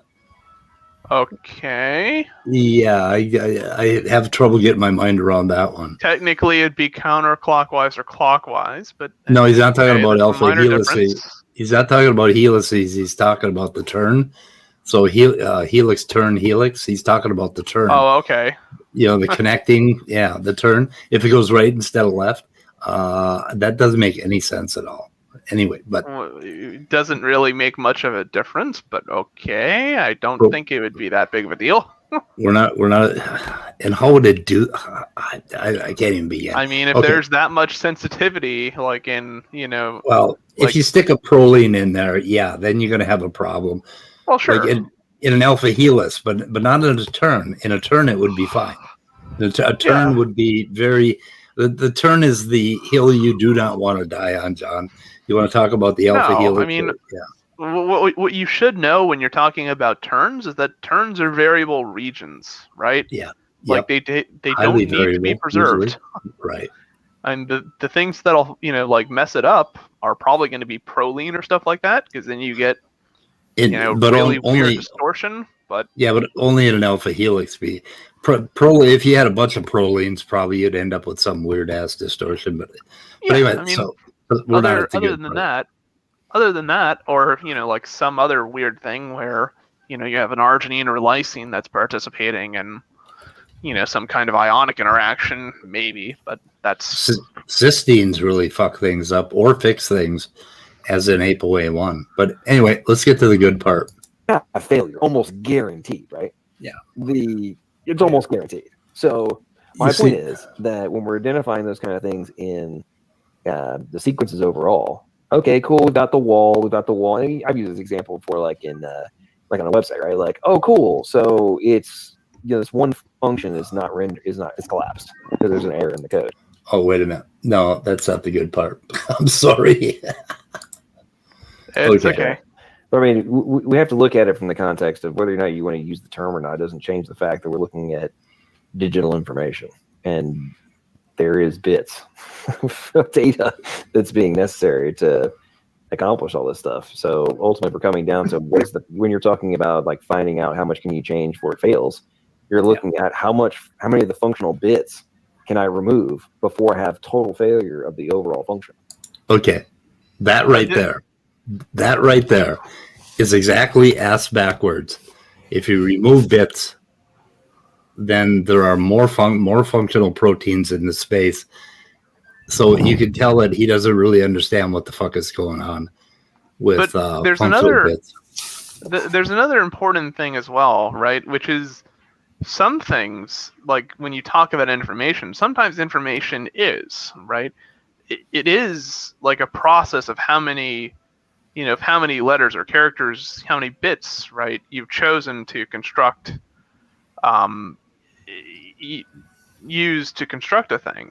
But sometimes Yeah. that's not the case, right? Like sometimes, Well, especially in language. Oh, go ahead. Sorry. Well, if you notice, Sal was nodding to that last statement that Little PP made. Well, Yeah, but what my point was, like, there's times where very much so, like the environment is what governs like what information is functional or not. Like if you stick a protein in a nucleus, it might not do something. No, If he's he's referring to the paper by Hazen, Hazen, where he calculates functional bits of information. And the more functional bits of information you have, the more highly precise the protein has to be. So if you lose a bit, you actually make it 1/2 as precise, basically. So he claims to have read the paper, and he claimed, the average person isn't going to understand that, and that's acceptable. But for somebody to be so fucking arrogant to tell you that they're an information specialist and that they know all about biological information, and for him to get it that wrong means he is not ignorant, he's stupid. Okay, this might be a question where I'm biting off more than I can chew, but what exactly like are they defining to be like functional information in that in that context? So functional information, you would take a protein space. Say if you had 1,000 proteins in the space, right? There are 1,000 possible proteins for a particular sequence, or say 1,024. Okay. Okay, if only one of those proteins out of 1,024 was functional, you would have exactly 10 bits of information. Okay, so if 2 out of 1,000 or 1,024 were functional, then you would have 9 bits of information. Okay. Okay. And if what the hell is it? I forget how it goes. You keep dividing by 2. So what bits of information means is that and I explained this, I think backstage, I don't think, or at the beginning of the broadcast. Anyway, if you had a group of things, and you divided it in half, and half of it was functional and half of it was not, you would only need 1 bit, 1 decision to find that right space, right? Okay. So it would turn on. So the functional bits would be 1. But if you had 4 things, then you would need 2 bits because you'd have to make 2 decisions. You'd have to divide it in half once and divide it in half again. And that's basically what Shannon information is about. Right. So, if you had 8 bits, you need 3 or what? Yeah. Okay. 8 is 256. So, and 10 is 1,024. Yeah. Oh, okay. Yeah. It's just 2 to the power of whatever. Yeah, Okay. yeah. Well, they take the negative log, the negative log 2 of whatever the ratio is of functional to non-functional, and that's how they come up with functional bits. So it's hard, it's not very meaningful. I mean, it's a number that we can come up with, but well, I guess Hazen made the point in the paper that he thought there was a surprisingly few bits of information in some proteins, that a whole lot of the space was still functional. And that was the point he was making. But of course, the creationists read that fucking paper and they get it all ass backwards. So, I mean, anyway. To a biologist, that kind of, or especially to somebody like me, that's not I suppose, like, that's not too surprising, because there's very few number of things, like for many proteins, that you actually need there, like to actually preserve like catalytic activity or recognition sequence or things like that. And usually it's like 8 to 12 amino acids at specific positions. And if you don't fuck with those things, then usually you're fine. I don't think there's a single protein that is entirely 100% conserved. There might be 1 or 2, but that would be pretty fucking rare. I don't think so. I mean, maybe it's the case that there's like very small peptides that that are coded Yeah. for that aren't Yeah, right. very that are preserved and can't change very much. Yeah. That makes sense. Peptides are rather small, usually are like 20 or 50 in length. So yeah, makes sense. You can't really change Yeah. a lot with it. But they would still have very few bits of information because of how tiny they are. Yeah. So if you right? had I a mean, really long protein that was completely, you couldn't change a thing, then that thing would be 20 to the whatever the length is. You would take the negative log 2 of that, and you would end up with the number of bits of information. It would be, I think it gets as high as like, I don't know. I'm going to fucking guess 12, 15, no, 24 at the most, I think, something like that. So 24 bits of information. But anyway, but you don't approach it that way. I mean, when you look at the evolution of proteins, none of that makes any fucking sense. no, and the thing is too, like when you consider a log function, right? Like for instance, the difference of like log base 10 of 10 is 1. Log base 10 of like 1,000 is 3. And if you take the difference between those two, 3 and 1, is 2, right? Like the more you increase, like the point being, the logarithm function grows very, very slowly. Yeah. So I mean, even if you had, like 10 to the 120, if you multiplied that by another power of 10, it would only change the number of bits by 1. Yeah. The number of bits by 1 if you're using base 10, but if you're using base 2, it's different. Yeah, it turns out to be a surprisingly few numbers of bits, but it doesn't make sense to talk about evolution in terms of how many bits of information you take away or add. It just doesn't. There's other parts of this. We'd be changing the topic, but there are other parts of this little hangout that we could look at if we want to start talking about religion. I don't know. I mean, I don't mind talking about religion. I'm not like opposed to the notion of religion. I think like some forms of organized religion are probably better off not around, but not all. Have you ever heard of John List? Nope. Okay, the John List murders. He what did he do? He lost his job. He lived in a 19-room Victorian mansion, and he lost his job. His kids were going to go on welfare. His wife is an alcoholic. She wanted to quit the church and become an actress. She was pulling the kids away from religion. So John List decided to, one by one, execute his entire family. Holy shit. And he prepared for weeks, and then he changed his identity and took off and got away with it for 20 years before they caught him and put him in prison.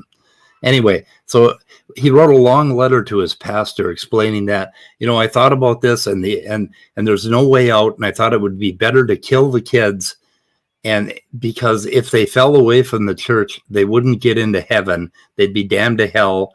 So I thought it was better that Jesus would have wanted me to kill them so that they would not go to hell, right? So he was like weighing his options, and he thought, if I kill them now, well, they're, churchgoers, they'll get into heaven. But right. if I don't kill my family, then God knows what'll happen. Anything could happen. So this son of a bitch, if you read about the John List story, it is fucking amazing the lengths that he went to cover his crime up and how he got away with it. But anyway, the really odd little thing about the story is inside of that mansion was a it was a chandelier, a Tiffany chandelier or something that was signed and was worth $100,000, which back in 1970 something would have paid for his mansion and allowed him to live well for a long time. And he didn't know this. Wow. Yeah, it was fucking amazing. I mean, but anyway, that's my little story about religion and this whole thing about our children. It's like, oh, they're in a better place. It's like, I think it's Penn Jillette that makes this point of like, you never lie to children or things like that. Yeah, I understand where he's coming from with that kind of statement, and I can see where like some aspects of religion, this promise of like everything's going to be okay, everything's going to be all spicky clean if you Like if you just accept Jesus into your life, type of thing. Like I understand like how that's bad. But I also sympathize with people like who advocate religious positions of, you don't want to raise kids on, like a pessimistic view of the world of like, that where we are is great, but most likely humans are going to fuck things all to hell. And sure, you're young now, but in 100 years, you're going to be dead in the ground. Wait a minute, isn't Like that what Christians tell you? That the whole earth is going to hell, and your physical body is just going to rot, and it's evil, and a lot of I don't know. Like I think a lot of denominations of Christianity are a lot more progressive than people give them credit for, and I don't think like overly many churches, at least that I've been members of, or end times. Yeah, sure. Have you listened to Praise's streams? Okay. Yeah, Simon, go ahead. Isn't the doctrine of original sin something which all Christians teach? Well, sure. I mean, any Christians that don't teach that doctrine? Well, no. I mean, that's a fundamental of the So nihilism really isn't much of an issue, is it? How does nihilism? I mean, well, you were the one that kind of put it up by association. My point in bringing up nihilism is that you don't want to raise kids on that kind of like ideology. You really don't want to raise the generation on like nihilism, even if nihilism is likely to be correct. Sure. The only way you could ground morality is with religion. It's not. Sorry. I feel like it's not a question of whether nihilism is correct or not. Everybody has to face their own mortality. Yeah. Right. Okay. So telling kids that they'll live forever and that there's no such thing as death is not doing children a favor. Right? Why do you think parents buy kids pets? Yeah, exactly. I get your point. I mean, but in the same sense, right? I think there's an aspect, like in terms of like the morality discussion, where you have to make a decision about if I have a kid like that's in a hospital dying or something like that, the last thing I want to tell the kid is like, yeah, things are not going to be okay, right? Like you are going to fade out of existence, and whether or not you like it, that's your fate. Why is that not okay? I mean, it's cruel. It's unnecessarily cruel. Well, I mean, you're not going to be feeling anything. You're not going to be. I mean, you could describe that as a nirvana, basically. Sure, but I mean, it's a complete release. I get that. Like when you're dead, that's what it's going to feel like. But I mean, you're gonna jitter the poor kid up, and make him more terrified of death than it actually needs to be. So you're going to convert him to Christianity on his deathbed? No, I'm not saying that. I'm just saying, if we should make people, allow people to feel like some semblance of peace, even like during times that are dark, even in times that, most likely there is not, a good way out of this, or there's not like a very easy answer. Sure. Immutable. I would just say once again, do you think shielding people from their own mortality is giving them a sense of peace? Yeah. I think it depends on the age. I mean, when we're talking about individuals. No. Let me address that. You say it depends on their age. Fair enough. Yeah. What age do you think it's reasonable to inform people that they're mortal?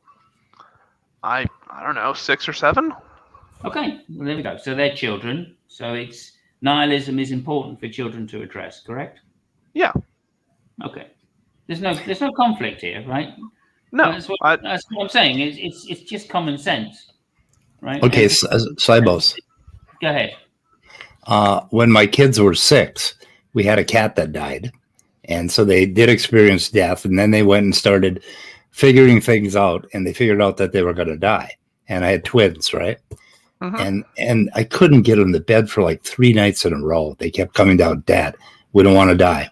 We don't want to die, and all this stuff. So finally I went up there and I lied to them. And I said, look, everybody who's under 30 today is probably going to live for hundreds of years because of medical technology, and they went to bed.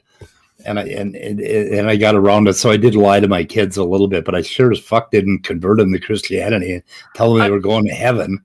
Look, I don't Jesus think Christ. I don't think in this conversation I've said like that Christianity is, like is the right way of getting around this problem. No, I mean, I don't. I think Well, the promise of. I'm not sure what you're implying then, because you said my implication. Hang on. You've said several times that nihilism is a bad thing to tell kids. Okay, well, that's not the case. Secondly, you said kids should have some semblance of peace. Yeah. Right. Well, yeah. Okay, but you can have peace and understand that you're going to die. In fact, some would argue that understanding your own mortality gives life more meaning. So yes, when you can understand what that means, right? Well, but how old is that? Well, you said 6 or 7. I personally found the answer to my own insecurities and anxieties about nihilism when I was around 12 or 13. Yeah, I mean, I think nihilism's a little bit more of an upgrade than death, but I was 6 years old. Their own. I was 6 years old in South Grove, Minnesota, sitting on a curb and totally facing my own mortality. I remember that day. It was like the blackest day I've ever had. But I was like facing my mortality. Somehow I got over it, rode my trike home, and I mean, whatever. I remember kind of the first time I remember, like it was about 8, because like I was in a situation like where like I was about to drown, and I remember thinking to myself, I'm like, well, this is the end, like this is where my life, stops. And obviously I didn't drown, but I remember feeling that, and it was ironically ironically to me it was soothing. Like I didn't feel scared. I didn't feel like this state of like like being tormented or something like that. It was it was surprisingly pleasant. Yeah, okay, if you had the proverbial kid on his deathbed and you're faced with telling him that oh no, you're going to go to heaven unless you did something wrong or had a bad thought. Then you go into hell and you're going to burn for eternity. Yeah, I think that's I think the notion of hell and teaching like the notion of hell to kids is brutal. If nothing else, like it's akin to child abuse. Yeah. It's best to teach them that they're undoubtedly or very, very likely going to have a very long life, long, rich life, just full of things. Don't worry about it. Go out and play. Most likely, and that's going to be true. And, and the other important advice you can give to children is, look, as counterintuitive as this may sound, don't try to control your life. Let your life go in the direction that it does. I mean, obviously, secular Buddhism. Let your life have, like some semblance of direction. Obviously, you have goals you want to achieve, and there's nothing wrong with that. But there are certain things you can't change about life, and it's best to come to acceptance with that. Uh-oh. Midnight's here, and we're talking about dying. Don't worry. Don't worry. I'm not. I'm not going to chastise you for. Are you triggered? Yes, I'm not going to chastise you for quote unquote lying to your kids about they're going to live for hundreds of years. Yeah, I lied to you the other day, didn't I? No, I didn't lie to you. I told you the truth. Well, hold on. What did you tell? What? I told you you're going to fucking die. I mean, that remains to be seen. But the reason why I came back. The reason why I came back on here is because I've had many brushes with death myself, right? Like when I was back when I was a baby, right? I was in my I was in my crib with I was in my crib while my mom was in the kitchen talking with talking with family. She had a pillow with her that she was supposed to bring to me, but she what I mean, she just kept talking, and something in the back of her head said, "Go check on your son. Go check on your son. Go check on your son." So she finally does that. You know what I mean? After she finally does that, and she noticed I'm almost suffocating. She pulls the cover, off my face, and I go. You know what I mean? So yeah, God damn it, that's the first instance. Okay, the second instance happened when I was very sick, and and my family didn't have enough money to buy medicine. Right, so my mom, so my mom was coming out of a pharmacy in Italy.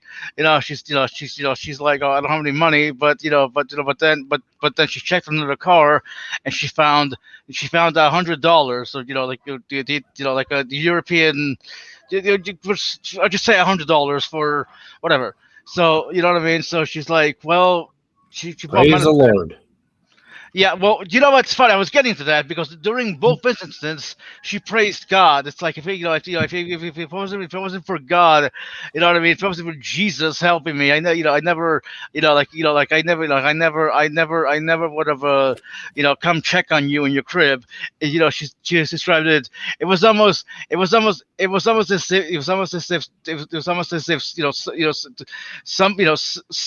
somebody pulled me, and dragged me to your crib.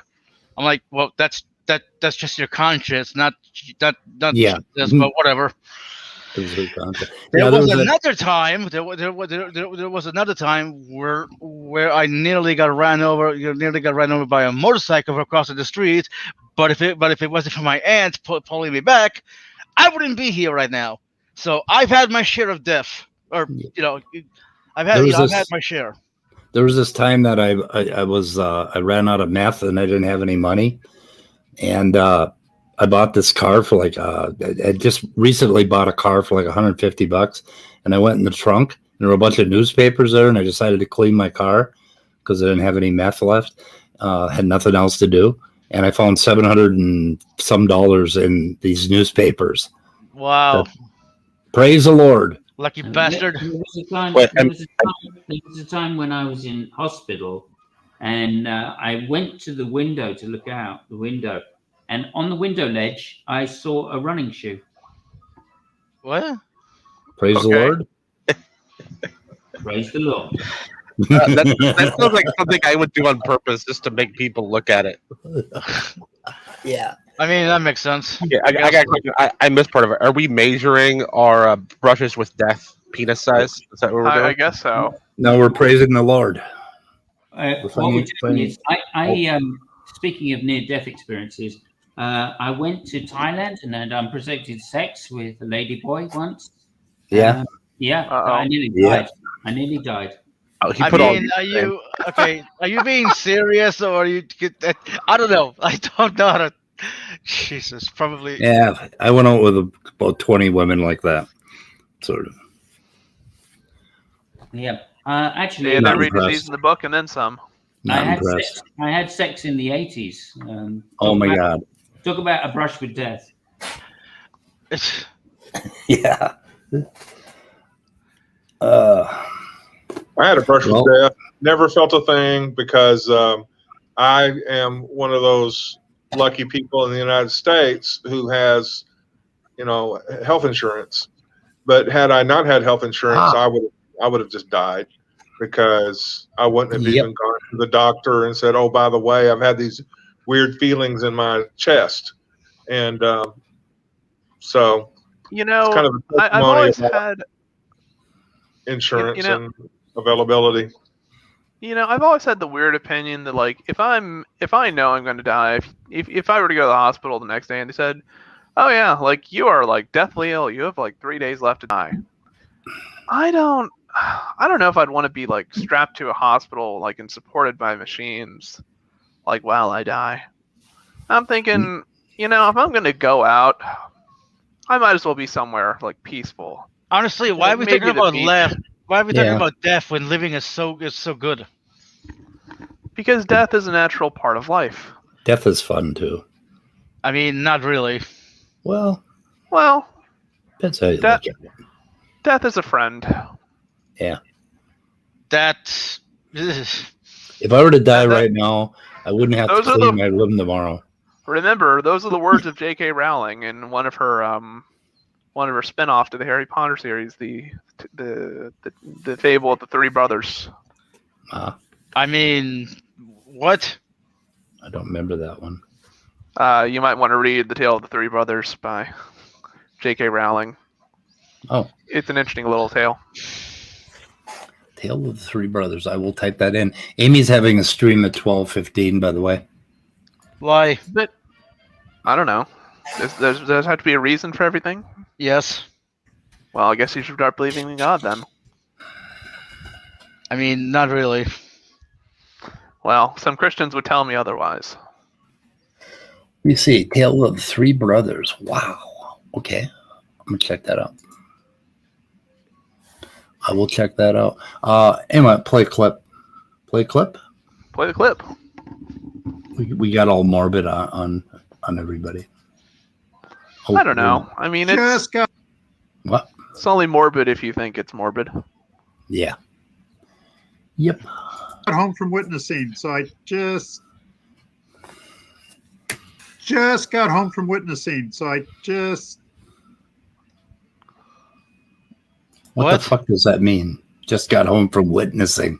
Oh, you don't know what that means. Oh, well, that Oh, just yeah. means that what that means is that the especially older people, they go out to these like these crowds, usually like jails or places like where kind of disturbed young people are, and then they proselytize to them. So they people inform about them about the message of the Bible. Yeah, telling Praise the people- Lord. That's it. Okay, so Can we watch? Well, nice. Well, Thirsty, you. I gotta. How was the witnessing? Why don't you tell us what was going on? That's more important than my. How was the rant about witnessing? Have you lunacy never of the been last 2 witnessed hours to? of my life? Well, let me. Gosh, what do I do? Turn off the YouTube? How's that? Witnessing, it's like being a policeman. It's always different. Tonight was amazing. I met an elderly Arabic woman, not that elderly, with her kid, and her kid had the IQ of 1,000,000. And my goal is to get people to pray to be forgiven, have Jesus as Lord. And they prayed. And then I met 2 depressed teenage boys. We talked for about 45 minutes, and they eagerly prayed to have Jesus as Lord, be forgiven. awesome. I hear And the Mario. most important thing now for people is to be thankful. And if you don't know God, who would you be thankful to, John? who'd you be thankful to if you didn't know God? Who'd you be Well, thankful to, maybe the John? people- Maybe the people that did nice shit for you. I'd be, Well- I'd be thankful for that to that lady boy in Thailand. You know, this is the narcissistic answer, but I'm not ashamed of it. I'd be thankful to myself. Does anybody understand the concept of just feeling grateful without Yeah. being grateful to somebody else? Grateful, Just You know, being fucking thankful grateful. at, but not thankful to.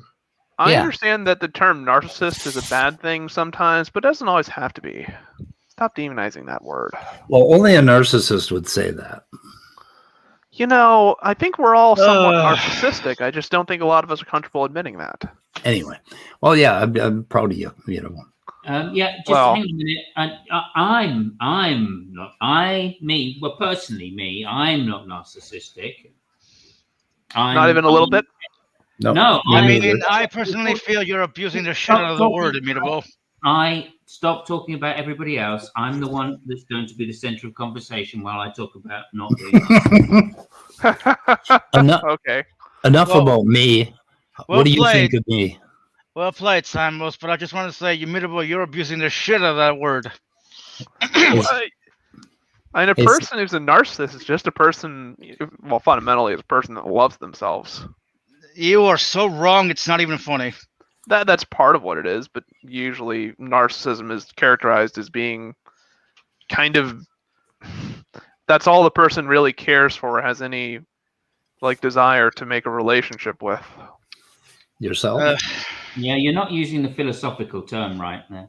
Yeah. So what is the philosophical appropriate term for narcissist or narcissism? I mean, I believe you and I have discussed this months ago, but whatever. It's always fun to have it again. A narcissist Yeah, can if be you a want to have it, we person. can talk in Discord later. A narcissist can be a person that thinks they're a terrible person, or that they're depressed, or they're just really down all the time. But the whole thing is thinking. Being selfish is thinking too much about yourself. Whether you cut yourself down or you build yourself up, thinking too much about yourself. But I love the expression, enough about me. What do you think of me? Well, tell me I'm right. Anyway. Well, tell me I'm right and there won't be any issues. Isn't that right? That you're a narcissist? Oh, you're just a young... about anything. Just a young fucking punk. Hey, I don't mind that. It's nice to be young. Yeah, well, not when you get older. When you get older and you look back, you think, Jesus Christ, what the fuck was I thinking? I don't know. I'll see what happens when I get to that age, but luckily I'm not quite there yet. I really wish I were around so that we could compare notes when you're 70. But I don't think I will be. Anyway. Should we put you... You will be around, Speed. Just and I'll still be calling you a young punk. Should we put you like in a cryogenic chamber and see if those endeavors pay off? I kind of like being warm. Would you like to be put into a deep freeze and see whether those long-term freezing experiments thaw out correctly? No, I don't think I'll go for that. Not right now. No thanks. Good. Could we get a GoFundMe? Could we get a GoFundMe to just freeze my head? Decapitate me and freeze my head? Hypothetically, that's all you need, because you could, just have a homunculus created so that, the rest of your body, Fuck. Let's do that. Let's start a different. GoFundMe. Speed of Sound GoFundMe to decapitate me and freeze my head right now. I'm pretty sure all the Christians and creationists would donate. That's something I am kind of genuinely interested in, of like what it would feel like to be in a suspended animation in that kind of state. You wouldn't really feel much of anything, I guess, because you'd be asleep for it. Have you ever had anesthesia? Yep. Have you ever been knocked out totally? That's how it feels. Yeah, doesn't feel like a damn thing. Nope. It's pretty cool. Anyway, let's see what... Actually, it feels kind of freakish. Huh? It actually feels kind of freakish. Because I remember, like, I've had surgery a few times, and, it's like 6 o'clock in the morning or whatever the hell when they're doing the surgery. And then when you wake up, it's like, wow, waking up I is guess it's really, over. really disorienting. Yeah, it's like, oh, I guess it's over. It's like, well, what time is it? Like, like 3, 8 o'clock, 9 o'clock. It's like, no, it's like 5 p.m. What? Yeah, I had surgery when I was 24, and they used to wheel you into a room with all kinds of other people recovering from surgery, and there was a guy singing the national anthem just as loud as he could. It was fucking amazing. That's what I woke up to. It's like, what the fuck is going on? Yeah, I remember waking up from anesthesia when I had my wisdom teeth removed. God, that was painful. Yeah. Oh, Lord. Put me back to sleep. Okay. Holy crap. Play another clip. I always like to ask people, how do you deal with the pain? It's a great witnessing question. I mean, Dannykins, some people drink, other people self-reflect, and other people just turn to drugs. Some people just learn to live with the pain. Well, I mean, having friends helps. Well, that's okay. I'm sorry for invoking my accidentally schizophrenic friends in that conversation, but that's okay. Okay. What accidentally schizophrenic? I have a few people that are probably schizophrenic. I mean, do you feel like Lucy's one of them? No, not quite. Okay. So go ahead, Simus. Well, I learn from it, and I allow myself to get stronger from it. I mean, that's what else are you going to do with this kind of existential angst, right?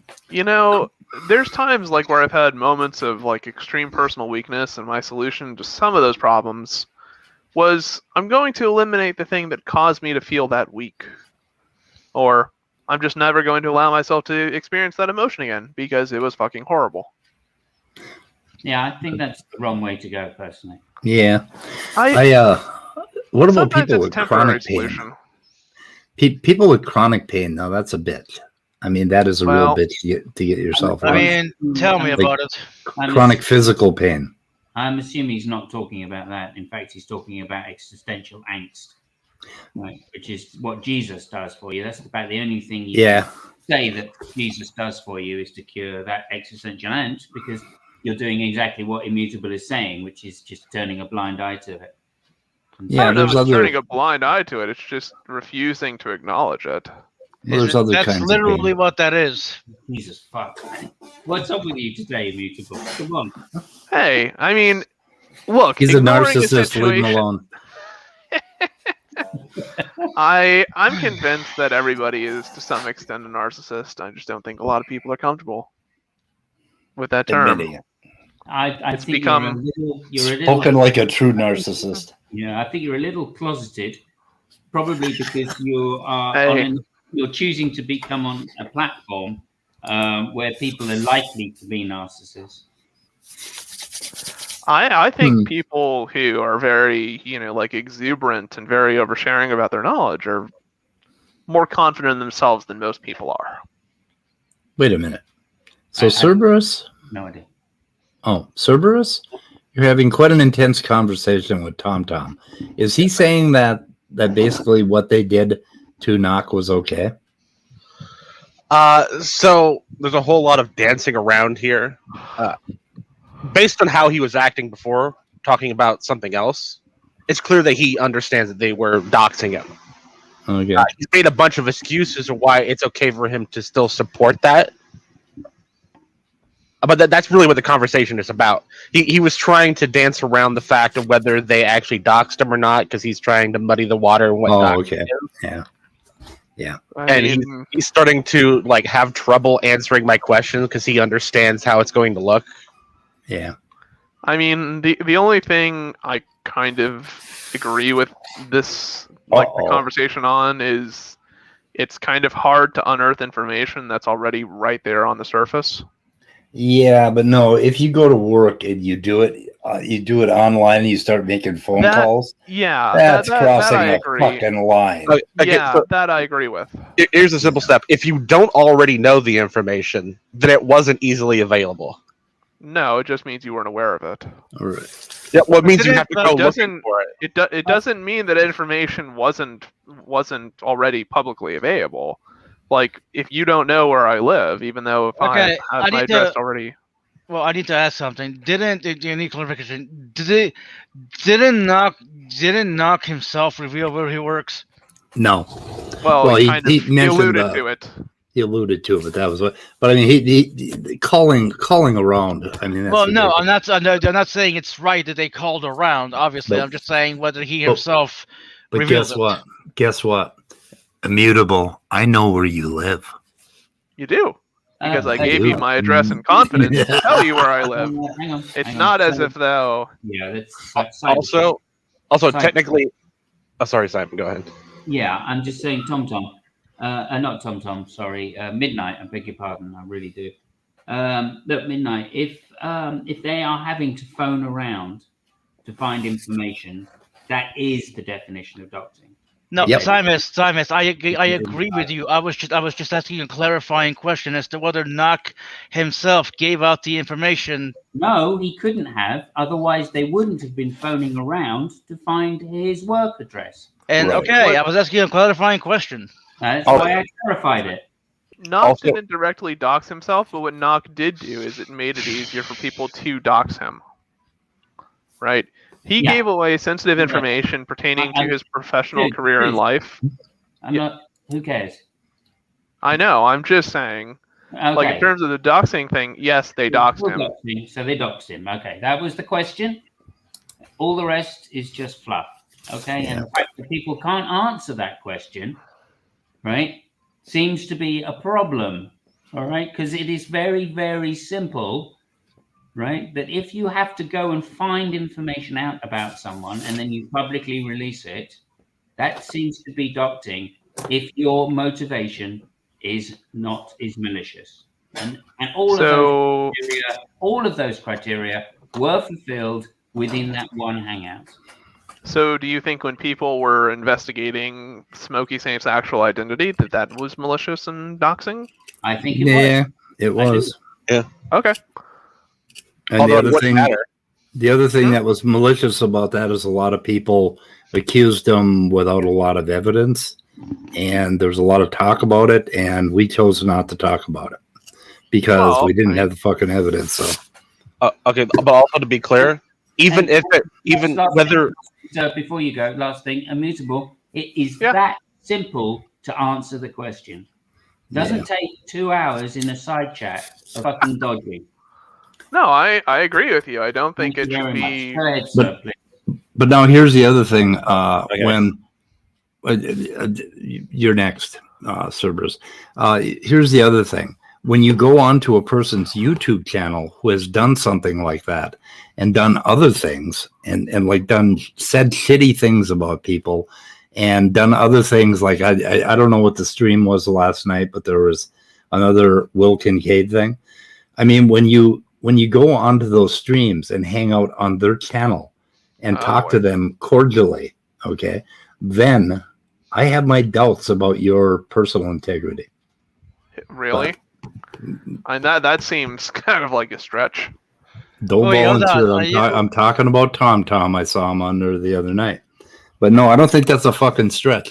If you're going to go on with fucking really shitty people, I mean, if they come onto another channel and you end up talking to them there and you end up in combat with them or basically calling them out of their shit, that's one thing. But when you go onto their fucking YouTube channel and sit in the panel and talk to them, then, and I'm not talking about you right now, Immutable. Okay, I'm thinking, man, okay, kind of. Well, it sure sounds like you, doesn't it? But don't let that distract you.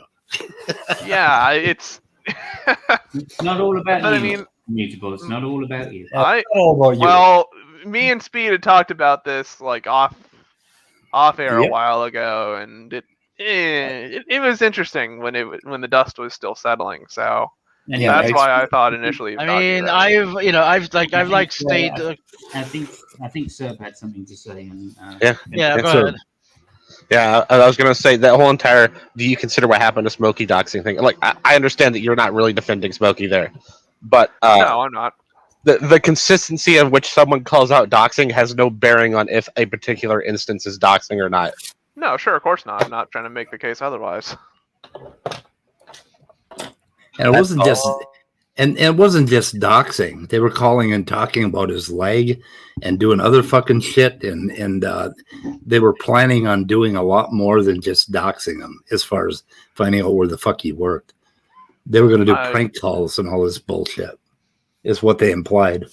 And I also just want to make it clear, home addresses are publicly available information. We still consider passing that around doxing. Yeah. I mean, you have to go out of your way to like contact authorities in regards to like to gain access to that information. I mean, that's the sometimes. Okay. That's like the difference between like doxing and not doxing typically tends to be like if something is made publicly like available without any barriers to entry for it. Okay. Like things that you post on Facebook, for instance, are easily accessible. Like you don't have to go through anything except Facebook's own network in order to obtain that type of information. I don't really see much of a distinction between Googling and scouring through a few sites to find information about someone and filing a Freedom of Information Act with the state. Okay, you don't see the difference between having to file like federal documents for information and because federal documents aren't magic. Federal documents. No, I'm not saying they aren't. They're not difficult. I'm saying it's a it's not difficult. It's a state regulated process, though. Okay. You get that type of thing done. Whereas if you've posted something on a social media site which has almost essentially no terms like pertaining to personal privacy, yeah, if somebody finds that and you've been foolish enough to publish that information, yeah, not exactly a good look for you. Okay, I'm getting this printed on a T-shirt. Speed is 100% right. I like this AJ guy. I don't. As far as I'm concerned, spreading any information that someone does not want you to spread about them, as far as like information like where they live, phone numbers, all that sort of stuff, regardless of where they put it somewhere else, it's still doxing. Yeah, If they're trying to specifically keep it out of the area in which you're spreading it, you're doxing them. Yeah, and the other thing I is would even say if the it's caveat- even if it's publicly available information, if you use that information to go in and actually call their workplace and start to threaten their livelihood and things like that, or you drive down their street and you watch what their children are doing, there's something really fucking wrong with you. Yeah. I mean, because it wasn't just doxing; it was an extra layer of scummy on top of it. Yes. The issue I think like that serves particular framing and definition that falls, and an issue it might encounter is like if a person has expressed to me like that they want to commit suicide, and then I inform the authorities that this person is mentally disturbed and is considering thinking of committing suicide. Technically, I've doxed them under that definition. Well, you would be doxing them even under the other definition. So what? We can all accept that there are exceptions to rules. Right. I mean that's typically like why the caveat of doxing particularly is the exposure of information with malicious intent. Right. Yeah, if a person has expressed malicious intent, if you're spreading information into a particular area in which someone does not want you to spread it maliciously, then doxing. I mean, the thing is, like, even if you're spreading information that a person doesn't want you to share, it's not necessarily malicious because that information may be sensitive to protect the person. If it is done maliciously, that's why I said if it's done maliciously. Yeah, I would also take issue with saying that calling an authority, all right, to inform somebody of particular crimes that may have gone on, etc., etc. I'm not sure that's doxing because it doesn't seem to me you're publicly releasing the information. Well, you've given over to public authorities. So. Also, calling 911 when someone's committing suicide isn't malicious. No, I know. I'm just saying, given what I understood your definition to be, it seemed like it almost could qualify as doxing by the way it was people framed. have done that to me so many fucking times. I just hate that. So here's the thing. You're still around. This is why it's a sensitive topic for me, right? I'm not on there anymore, but I was a public servant, right? By law, my name was on the internet on a website for the place that I worked.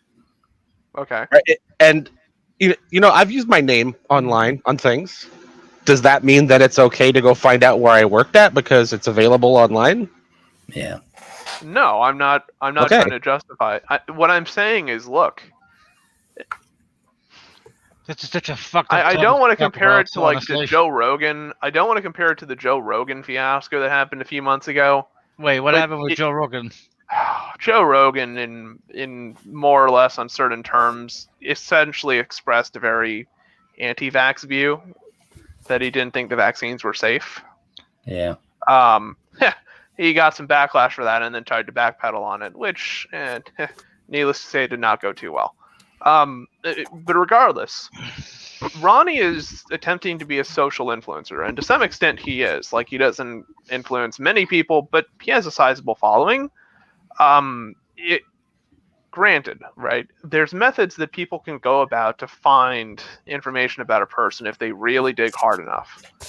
So you're never, truly secure. But Ronnie publicly advertising, like, facts about his life, like where he lived and things of a similar accord to that, doesn't exactly help your case. It doesn't help people. Was anybody asking that question, Immutable? Huh? Was anybody asking that question? No. Well, Serb was asking the question. Honestly, Serb was asking the question about. Because you're not really helping the conversation by saying, "Oh yeah, but some things are available." That's really not even part of the fucking question. what Serb was asking was, does it make it okay that that the information is available, that people should be able to dox you? And my response to that is, if you're trying to be an influencer, you should try to make the information about you as private as possible, right? Of course. I think most people would agree. Right? I mean, and I think that's one of Ronnie's errors, is that he wasn't doing that at all. In fact, it was the opposite. Right? He was publicly giving away information about his profession and okay, that's fair enough. things like that. I understand what you're saying. I don't think it's part of the conversation, but I understand what you're saying. I mean, if we're talking about sensitive information and how easy it... So do you think that somebody should have called G-Man's work to try and get him sacked? No, I mean, I view Obviously that as not. immoral. Yeah, Right, it's okay. pretty shitty. I mean, it's a shitty thing to do, right? And going around trying to find somebody's work address who has malicious intent, all right? That is clearly a shitty thing to do, correct? Sure, I don't think I've defended Smokey and saying that what he's done isn't shitty. I've always held that view. I mean, to go back to the... I'm just trying to clear it up, because if you start being an apologist for somebody's position just by saying, well, they didn't actually release their work address, but they did release information that could make it traceable. Yeah. Anyway, guys, I think I want to shoot this in the head right now. You see what I'm saying? Hang on. You see what I'm saying? I get your point. It's I mean, not an excuse at all, is it? Clearly. So, no, I mean, again, when we're talking about shitty things people do, just saying, well, it's not, shitty. Yeah, it's shitty, but it's not a big shitty thing to do. No, it's look. Of course, it's a shitty thing of Smokey to do and any of his compatriots. To publicly go out for that, publicly search for that information and try to leverage that against a person, with malicious intent, of course. Yeah. I don't think in Knox's case, especially when he has a child, and especially given, some of the hot water he's been, prior to this event, that he should have gone blithering about regarding, information with his child and things like that. Now, does he have the freedom to do so? Yes, of course. Does that mean he should? Like, does that mean he, that was the cleverest thing for him to do? No, because that information is sensitive. And Yeah, people but can and fuck. will unfortunately Come on, exploit that wait, information. wait. All you're doing is deflecting to knock away from the Smoky thing. We were Okay, talking can I try to target. say... No, We were hang talking on. about We're and shooting in the head pretty quick. Unless your argument is just because one person does it, another person is allowed to do it. I've got no idea what you're talking about. No, the I thing thought is, we were talking about Smokey trying to dox Knock, which is why I was referring to Knock in that. okay, it doesn't have anything to do with what Knock did. Like on this channel, I've divulged a fuck of a lot of personal information, and I've shown my name a few times or whatever. But that doesn't mean that we can come out of the YouTube universe and come down and start fucking talking to my clients and partners and trying to nail me personally. I mean, that's a person can't. What Knock is doing and what I'm doing is that I'm sharing part of my life on YouTube, right? And that means getting personal, and that means dropping fucking information all over the place. But if anybody ever fucking comes through that wall and it tries to affect me, I'm going to come at them with claws. I mean, Sure, everybody should, right? That's where it's wrong. And if somebody is doing that in this community to somebody else, then I don't want that stinky fucking shit anywhere near my channel. And that's how I feel about that person. Yeah, I agree with you. I mean, I think a fair thing as well is, look, if you're trying to protect yourself and information that's sensitive to you, and especially if you have a family, especially, one of the things you shouldn't do is give away information about your family and means, in which that they could go about. That has nothing to do with it. People are gonna. Immutable, just People fucking do drop that it. all the time. It doesn't matter. Okay, Smokey wasn't in the wrong.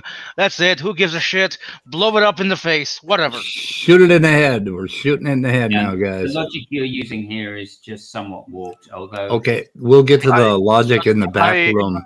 Hang on. Although, to be honest, it is. I understand you're trying to make a pragmatic point. It's not a point which is relevant. Hate to cut you off, but I'm cutting you off. Painting.